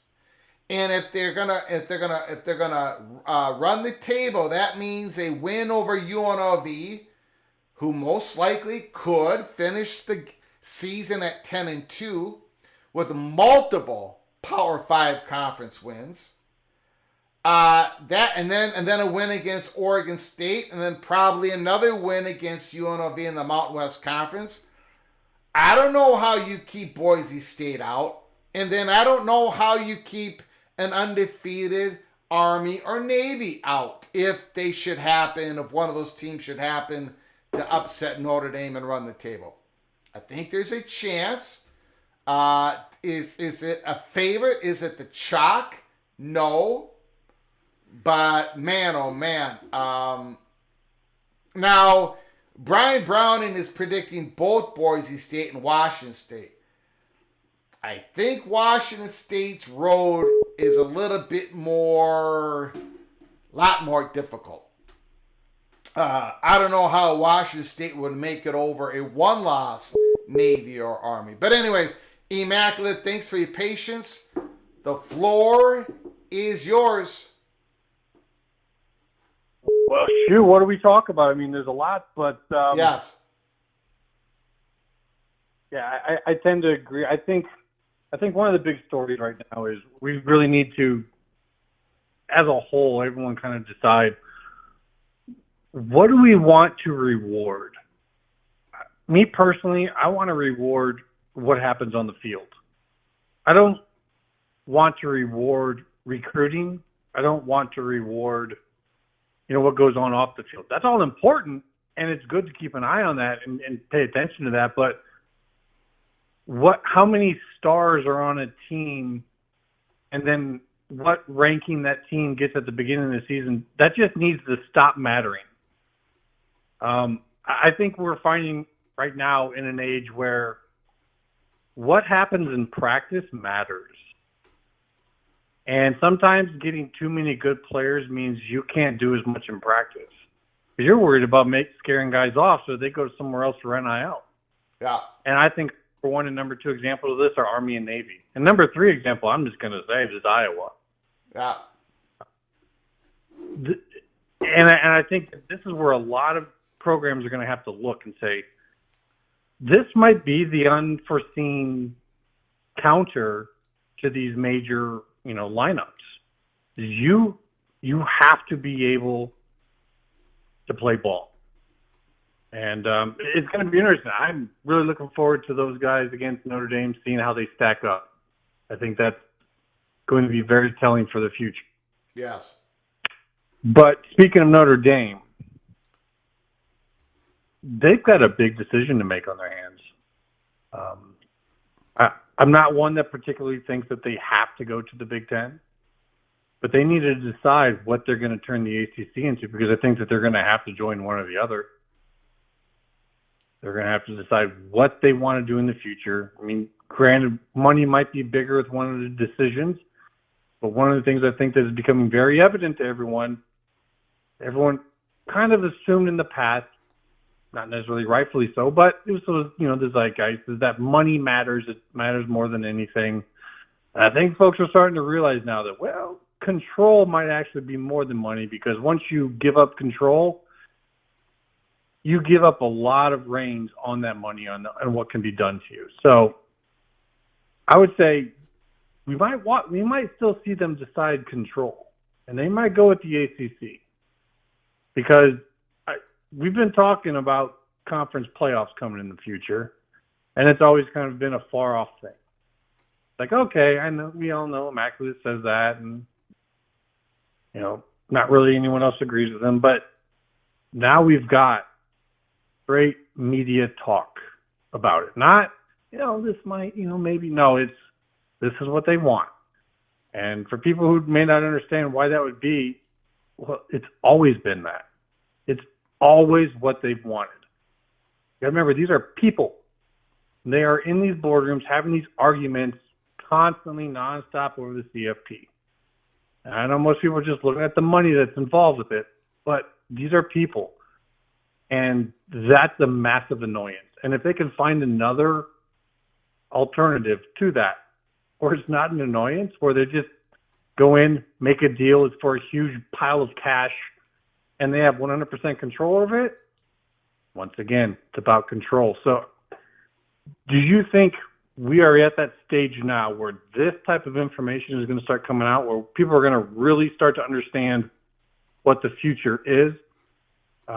Last thing I'll say on that real quick before I do kind of want to see what you have to say on that, but the CFP was started in 2014, the same year that the autonomous conferences were started. And they were not given the power that they wanted for that. And so they created the CFP outside of the NCAA so the NCAA could not control it. That does not mean that that was their ultimate goal, though, right? Mm-hmm. So I think that's going to be the hard part for people to understand is they're thinking that everything is wrapped around that CFP, and that CFP, in my opinion, was nothing more ever than a stopgap. So are we entering into a new age coming up here where this whole thing is going to look way different to people and they're just going to kind of have their minds blown?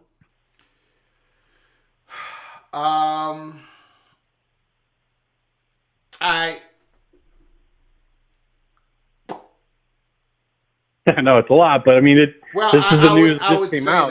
I'm going to make a general statement. The conferences are making more and more of their own decisions.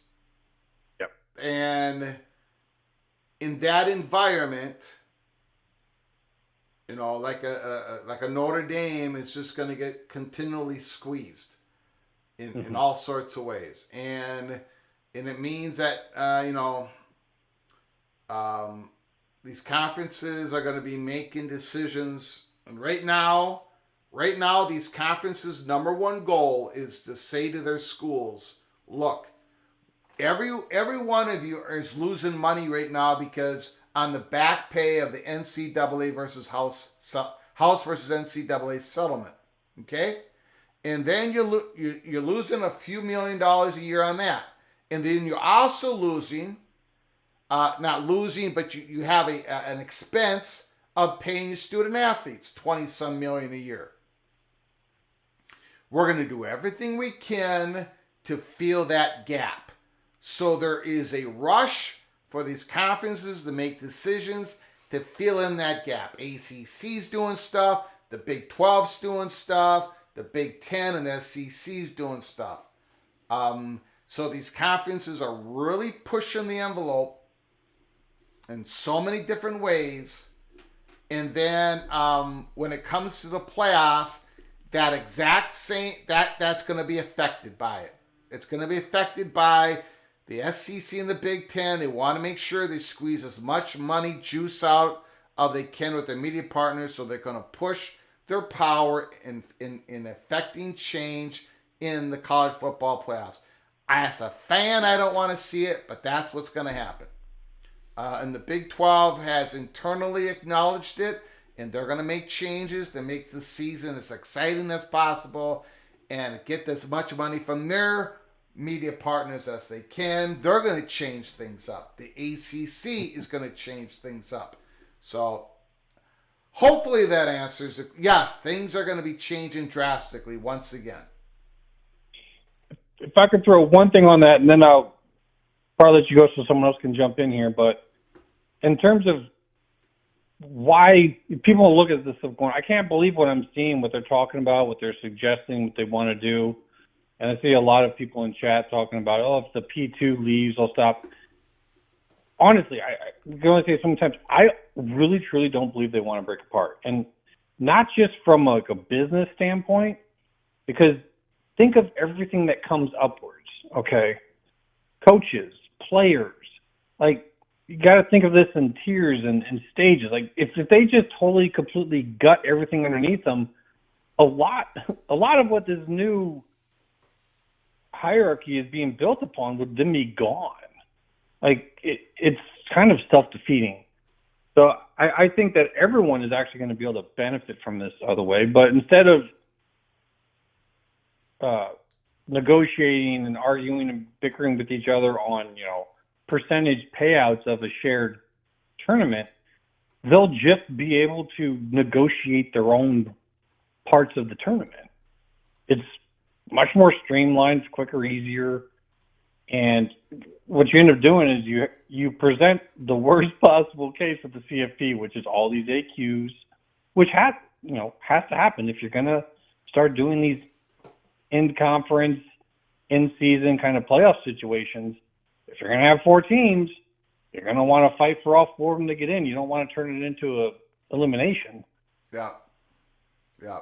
So, it's one of these things where they're going to present this, and people are going to this sucks. And, yeah, that's what you're supposed to think. Because, then they can say, okay, well, then the alternative is this thing over here. And so what people might not have liked before when it comes to these playoffs and, the uneven nature of the payouts that it's going to be, because different conferences are going to have their different deals, it's going to be better than having this completely manipulated and lined up, single tournament. So I think what they're going to end up doing, just to finalize, is it's kind of like a bait and switch. They bait you with this really bad idea, and then they switch over to this other day. So we'll see. But it's very exciting that we're finally starting to get some of this brought out in public. Yeah. And I think once they start doing that, it becomes like an avalanche. It's going to come quicker than people think. Yeah. All right, man. Appreciate it. Iowa Hawkeyes, you got to be feeling pretty good. Number 2 rusher in the nation still somehow. I don't know how we made it through OSU with that. Yeah. And unfortunately, our backup quarterback made a massively boneheaded play, so it's, Kirk's going to take that out on him. And I don't know if you noticed, but we had an extremely awkward situation with his 200th win where he was talking to the media and the AD just interrupted and came in. So things are a bit questionable right now in Iowa City. We're not quite sure what's I didn't even know that stuff. Yeah, it was she's being congratulatory, but as they say, actions speak louder than words. The action of what she did spoke pretty loudly. So We'll see how it goes, man. Yeah. Good talking to you. All right. Appreciate it. Great call.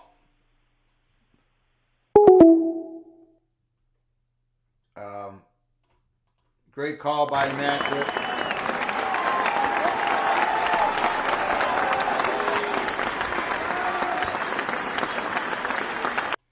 JP, Minnesota former coach Jerry Kill, big reason for Vanderbilt's turnaround, absolutely. And he brought Diego Pavia with him to Vanderbilt, which is that quarterback has made all the difference in the world. Vanderbilt is, I know they play Ball State on their schedule, and then they need one more win after that, I think, to get to a bowl game.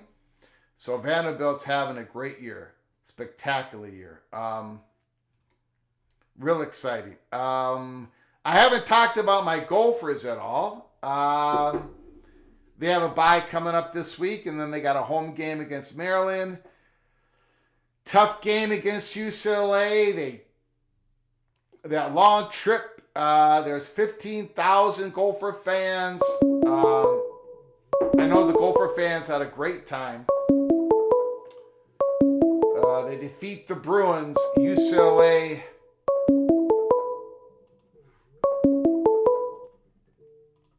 From Ryan Thomas. Ryan Thomas, the floor is yours. BYU 6-0. We'll see what happens. We'll see what happens, Greg. I mean, we'll see what happens. But I wanted to bring up. You keep saying that every week. We'll see what happens. You got to enjoy the journey, my friend. I am enjoying. You're knocking on the door, baby. You're knocking on the door. Go ahead, sir. Hopefully it goes well. But I want to actually kind of go back, and I want to bring up a key point here that I think the Big Ten and the SEC want 4 spots, but I don't think they're going to get 4 spots each automatically. Mm-hmm. And the reason why I don't think it's happening is, first of all, if you do that, that pretty much renders inert the look-in provision that the ACC and Big 12 fought for and that they agreed to. Because that will never allow those 2 conferences to really ever get more than 2 or 3 spots at max. So how could there really be a look-in provision if the playoff spots get fixed? Second of all, if you have, especially this year, if you have a situation where you get 2 ACC and 2 Big 12 teams in, and you have service academies knocking on the door, and you've got, they get screwed. You have a Boise knocking on the door. If we move to that model, that's going to be perceived by the public as an immediate power grab, and there will be antitrust and congressional action. You can already see it right now. Immaculate posted a couple things. There's a couple candidates already running for Congress right now that are already pushing on the door on some of the stuff that's been happening. And so I think there's a couple big interests that are going to be pushing at this. First of all, the networks are never going to want the SEC and the Big Ten to unite in any sort of meaningful power that can dictate, that gives them the ability to dictate control. The second thing is, I also believe very strongly that the separation that's coming is not going to be based on a group of leagues deciding to pull away, but it's going to become based on who's willing to invest and spend on athletics. And I think that's going to be the eventual equilibrium that we reach, albeit in a messy road. But I think that's what's going to happen, because I think that right now people are watching. And, I guarantee you, if you see situations where you've got a lot of great teams that are 1 loss or whatnot getting snubbed for, 2 or 3 loss SEC or Big Ten teams, that's going to piss off a lot of people in power. And that's the thing that we kind of have to balance out. And I think what ends up happening, the compromise might be 3-3-2-2, and the rest at large. That might be the ending compromise. But I don't think they're getting 4 each, because I just see that DOA with everybody else. I would say that very well could be.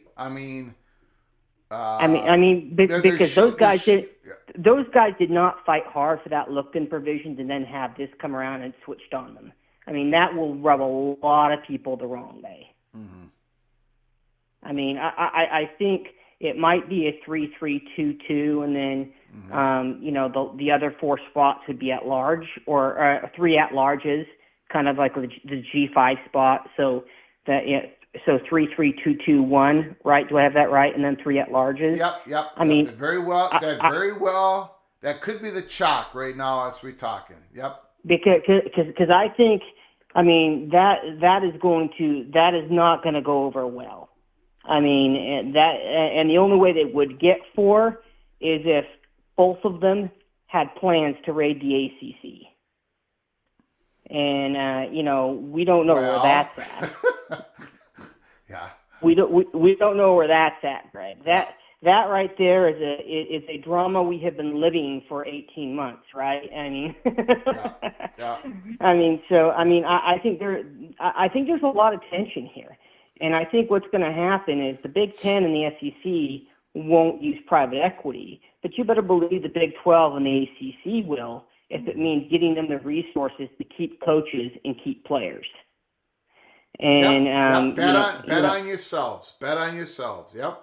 Exactly. Yep. So I think ultimately what's going to come down to this is if there is a separation, it's going to be based on who's willing to invest and spend. Because if Boise State or Memphis wants to spend a lot of money on athletics to be competitive, then they'll be allowed to have a seat at whatever table there is and whatever structure that ends up coming out of this. I don't think you could get away with anything otherwise without really having a lot of issues. I mean, there's a lot of powers here that will be competing with each other, Greg. And I'm going to be very bold to say that nobody is going to get their way. and I think that's the thing. That's the one thing you got to really think about, because you've got a lot of stuff going on. But those are just my thoughts. All right. We'll see. I'll be at that Oklahoma State game, cold and rainy, and then Is that what it's I don't know what. Is that what it's I don't know be? what. Yeah, I don't know what's going on with UCF, Greg. They've had players they've had more defections in the Soviet Union in the Cold War. Yeah. They're a mess, and then there's other things, and then Arizona State's been just a great surprise this year. I mean that's I'll tell you, Kenny Dillingham. That guy, I will say, I make a lot of books and predictions, but I'm going to say this: I feel pretty confident with this. The Ryan money shot here is Kenny Dillingham will be Big 12 Coach of the Year. Wow, not Kalani, Sataki. When you look at what Dillingham has done with that program, if Arizona State, I mean, they do have a couple games in there. That'll be tough. If Arizona State finishes with 9 wins, that's one heck of a turnaround, Greg. Yeah. Yeah. That's one heck of a turnaround. Sure is. I mean, that really is. That really is. And, I don't know if they're eligible for the postseason. I know there was some stuff that they're under scrutiny. I don't know if they have a postseason ban or something. But to get those players to play in that situation after everything that went on and all the mess that was there last year and this year, that's one heck of a coaching job. Sure is. Yep. I'm going to give Kenny Dillingham a lot of credit. He did a great job, and Dan Lanning and him when Kenny was in Oregon. That's a great coaching staff, and depending on what happens in State College, Greg, and I can tell you right now, when Penn State and Ohio State get together for that game, it's probably going to be an NBC night game, and it's probably going to be 112,000 people crammed in there in Happy Valley at Beaver Stadium. I'll probably hear them all the way over here in Washington, D.C. screaming and shouting. Yeah. But that is going to be an epic battle, Greg. I look forward to that one. Yeah. So, and I think that one will decide who gets to play the Ducks in Indianapolis. But anyway, that's all I have, Greg. You have a great day, my friend. Beautiful, beautiful. Thank you, sir. All right.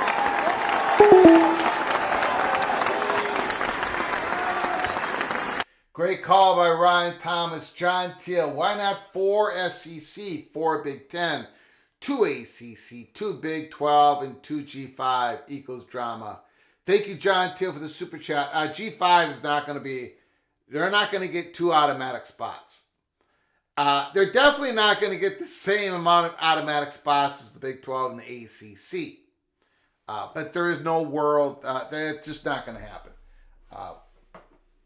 But I believe, and I've been a big supporter of them getting an automatic spot in the playoffs. I think it's helped. I think we already see how much it's helped the exposure of those schools or student athletes, the universities. I think it's been great. John Teal, thank you so much for your super chat, your support once again. Always thankful for you coming on in. Appreciate it very much. Again, let me get here.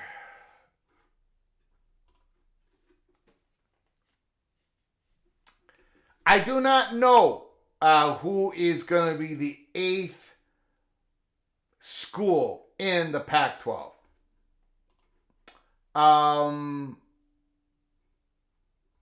Every time I have poked and prodded on that, the answer has been, don't know. There has been no steam. They're doing the old media valuations, trying to get a media deal. I think they're probably trying to, I think what they're hoping is to be able to show their top targets that this is what they can accomplish if they join I think they're regathering themselves. Washington State, Oregon State, San Diego State, Colorado State, Fresno State, Boise State. They told us last year that ACC equals G5 with FSU out. I don't know who told you that. I did not say that. But anyways, thanks for the super chat, John Till. I think which I don't.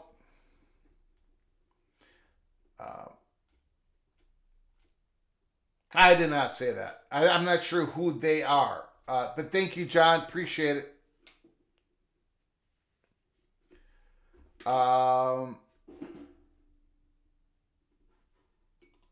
Jamie Thornton, I can say this much. Memphis demanded to see real numbers. Yeah, that's probably what's going on. It's probably the right tact for the Pac-12 to do at this point. Hit the pause button, get some real numbers, and then show it to Tulane and Memphis and see if they can get them on board. Again, I agree with Ryan. Ryan Thomas says, no way, no how the Big Ten's going to get 4 automatic qualifiers and the SECs. They're definitely not going to get 4 automatic qualifiers. I'm not going to go that far because I know that's what they want. But is it worth it? I mean, there's going to be a cost associated with that. If they're going to push all the way to 4 each, have 4, 4, 2, 2, 1, and then what is that? And 1 at large spots. 1 at large spot for a 14-team playoff. It's going to cost them in relationships, with threats of being sued, all this stuff. There's going to be a cost to it. But I know that's what the Big Ten, that's what they're shooting for. Whether they can get the SEC all the way on board, I don't know. And we're not going to find out until, I don't think we're going to find out until February, March, April. Probably March, April, May, June of next year. I think that's the window of the decision on what the 2026 playoffs are going to look like. They may not need the automatic bids, but what they want is certainty. Their networks want the certainty. They want the certainty. They also want to have a scheduling agreement with the SEC. They do not want to have to worry about at-large spots. That's what I'm trying to get everybody to understand. They don't want to worry about losses. They want to worry about money. They want to create as tough a schedule as possible. They don't want an 11-1 school to take a spot away from a 9-3 Big Ten SEC school if those 3 losses were against the top teams in the conference. They want to extract as much value as they can from their media partners, have the toughest schedules as possible, and then have their automatic qualifiers, have everybody, for example, I'm just telling you what they want. I'm not telling you what I want, because I don't want that. I'm telling you what they want. For example, the Big Ten would want everybody talking about who's going to finish in the top 4 of the conference. Not just the top 2 to go to the conference championship game. They want to have it to be the top 4. Who's going to make it into the 4-team tournament, conference tournament. And then that conference tournament is going to decide their conference champion. And then all 4 are going to go to the playoffs. That's the option that they want to have 2, 3, 4 years down the road.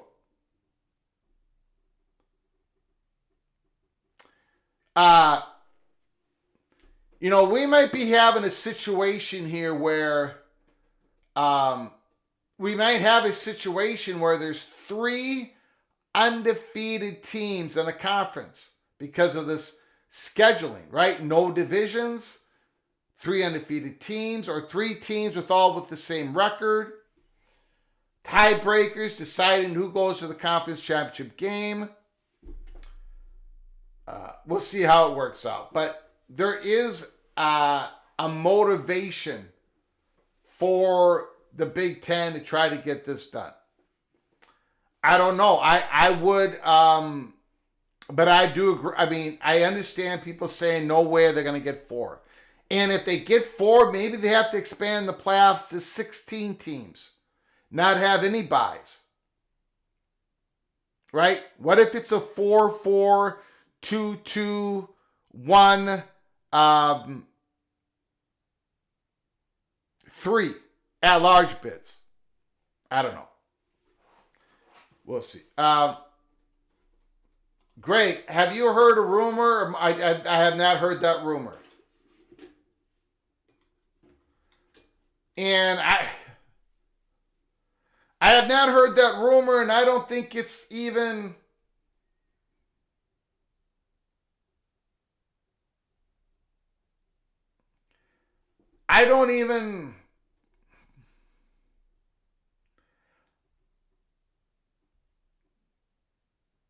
I'm not sure if it's even worth... I don't even... How do I say it?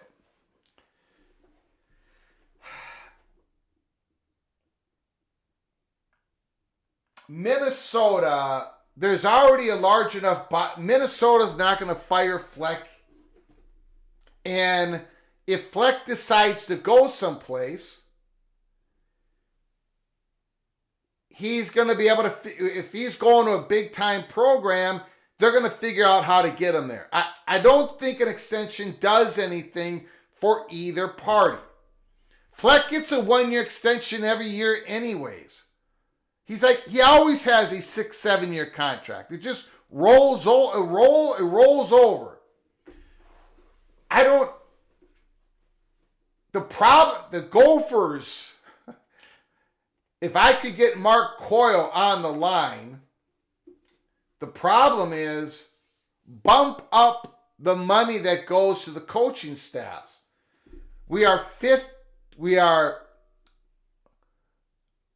I think we're now 17th. We were 15th. I think we're 17th. Maybe we're 16th. Something like 16 out of 18 schools. We have the smallest coaching pool salary for a coaching staff. And it has hurt us. It has hurt the Gophers. Forget about the extension. Get more money to the staff so we can be more competitive in getting a good coaching staff. But anyways,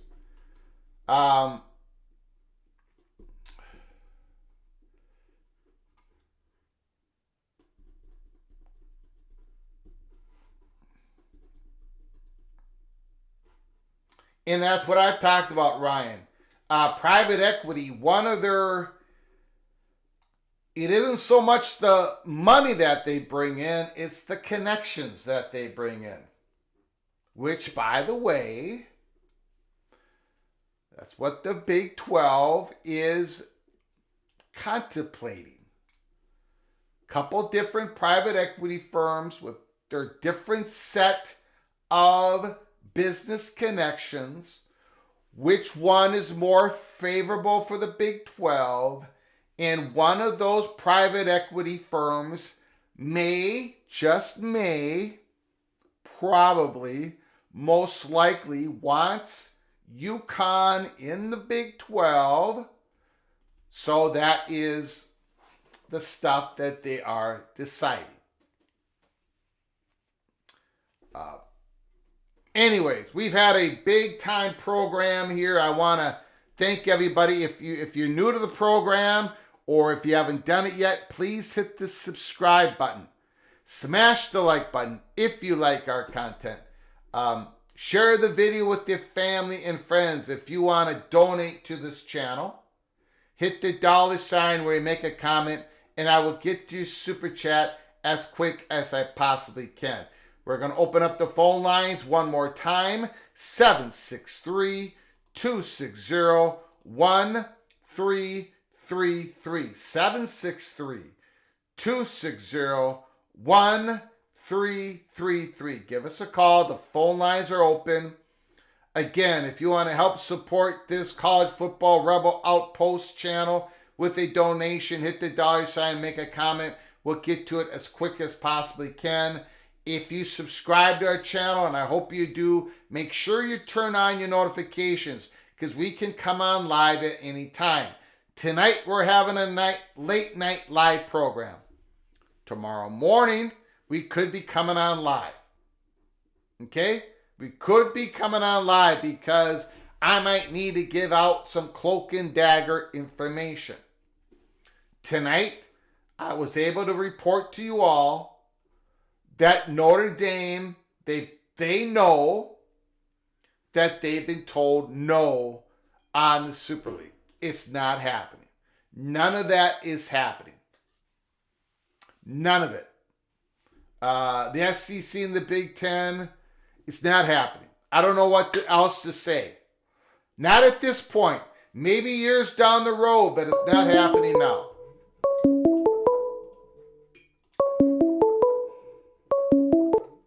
Call from Larry Andrick. Larry Andrick, Mr. Mountaineer, the floor is yours. How you doing, sir? I'm doing pretty good. How about yourself? I'm doing good. I appreciate it. Let it rip, sir. I am still crying over the whole season so far, and I am sorry I led you down a path of ill repute with the Mountaineers, but I love them, and my heart just breaks for them this year. Yeah. And I just wanted to say something really stupid. Now, this sounds stupid to me even coming out of my mouth, as much as I want to keep the government out of everything. But, it may be that the government needs to set up some kind of organization overseeing college football and make the decisions for, they need to form a commissioner over all of college football. And that would be so different that it might actually work. But the way the teams are going, or the conferences are going right now, it looks to me like the Big 12 or the Big 10 and the Big SEC are going to eventually be so far ahead of everybody else in the game that there's no way that they can compete. I got a feeling it's going to be the P2, P1s, P2s, and everybody else, or everybody else after the P1s. And it just bothers me because, some of these teams are pretty good. Look at Boise State, and they're tearing up this year. Who ever thought Army and Navy would be undefeated at this time of the season? Yep. But let's take a look at that, right? The resources, the difference between Boise State and the top programs is humongous. Army and Navy, they're not even in the same arena, but yet they're competing. So, right. Look, let's be honest. I agree with you, Larry. I do agree with you. I do agree with you. So I don't want you to think I'm not. I absolutely agree with you. I understand your worry. But we also have to admit to all of ourselves, there has always been a huge resource gap between the programs, right? I mean, even in the SEC, there is a gigantic difference between Georgia and Mississippi State. The Ohio State Buckeyes make $100 million more than most of the Big Ten schools, even though they make the same media money. Their gaps have always been there for decades. Yeah, but it's always been under the table payments more than it has been out in the open. Yeah. And I think if they had some kind of a commissioner and they put say you would take every team, P1 team, the P4 teams, and say everybody can spend $25 million a year on players. That's it. Period. Yeah. Making it like a cap. You can spend it any way you want to, but that's all you can spend. Yeah. I think that would level college football so everybody would have a much better chance of playing up with the big boys. It would level them out. Ohio State, and I love Ohio State. That's my second team behind West Virginia. Yeah. But you take Ohio State, Georgia, Alabama, Texas, Michigan, it would level them out to where, if they had to abide by those rules, they wouldn't be able to pay Archie Manning $50 million a year and their other quarterback, I can't think of his name right now, but both of them $25 million a year. Yeah. And then pay everybody else on the team big money. Yeah. I just think it would level everybody's playing field out and make it fair and really back to original what college football was supposed to be. Competition. Yeah. You got it. I mean, it gets to the point where there's no competition anymore, and it's just not fair. Yeah. And you take somebody like Ohio State, and that, like I said, I love Ohio State, my second team. My son's a crazy Ohio State fan, and all my relatives are, except for my brother, they're all Ohio State fans, and me and my brother are West Virginia fans, and we get laughed at all the time. Yeah. But I don't care. I get laughed at all the time too. So. But it just seems so funny that they can't figure a way to make college football a sport like it used to be, And I'm not living in the old days. I'm 78 years old, and I'm going to be here very much longer. Yeah. But that's, at the same time, I would love to see actually teams that never get to be great, all of a sudden they're great for a year or two. Yep. Because it's an equal playing field. Yeah. You get tired of seeing Ohio State, Oklahoma, Alabama, and Georgia being. Now you got Texas and Oregon, which is going to be from now on. They're going to be the up in the top thing, in Michigan. Yeah. Penn State really a level below. As much as I hate to say that, but hopefully, it just seems like nobody cares about competition anymore. It's all money-wise, money. Yeah. Yeah, you bring up a good point, sir. I'm sorry I ranted, but boy, I tell you what. That's what this show's for. Sometimes I just get so mad hearing all these people saying, "Oh, it is a two-team league, a two-conference league." It should be. All I want to see is Ohio State and Alabama play. Yeah. Well, they can't play every week.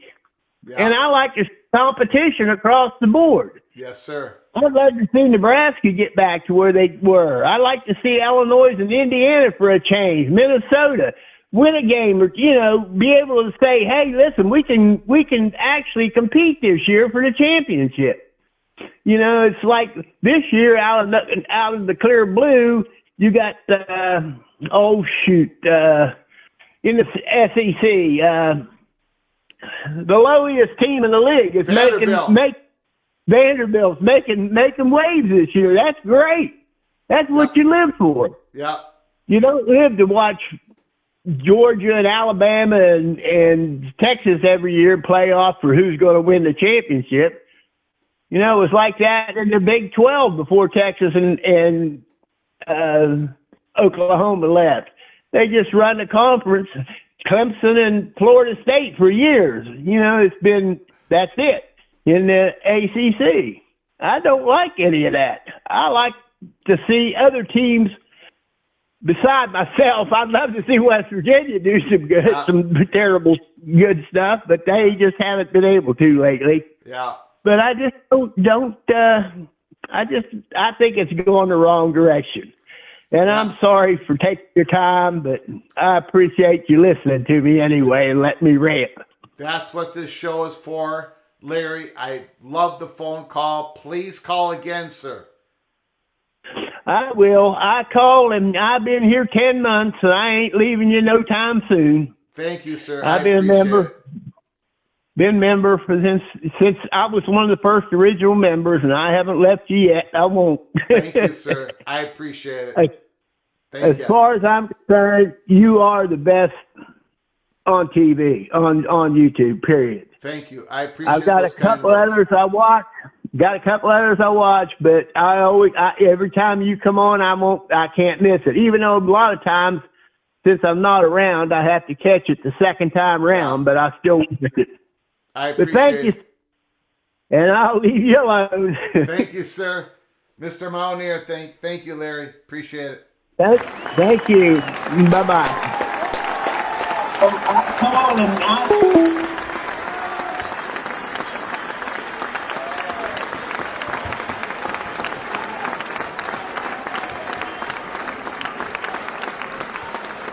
And that is why we do the show. That is why we come on late in the morning, at the noontime, making sure we catch some of you when you can come on live.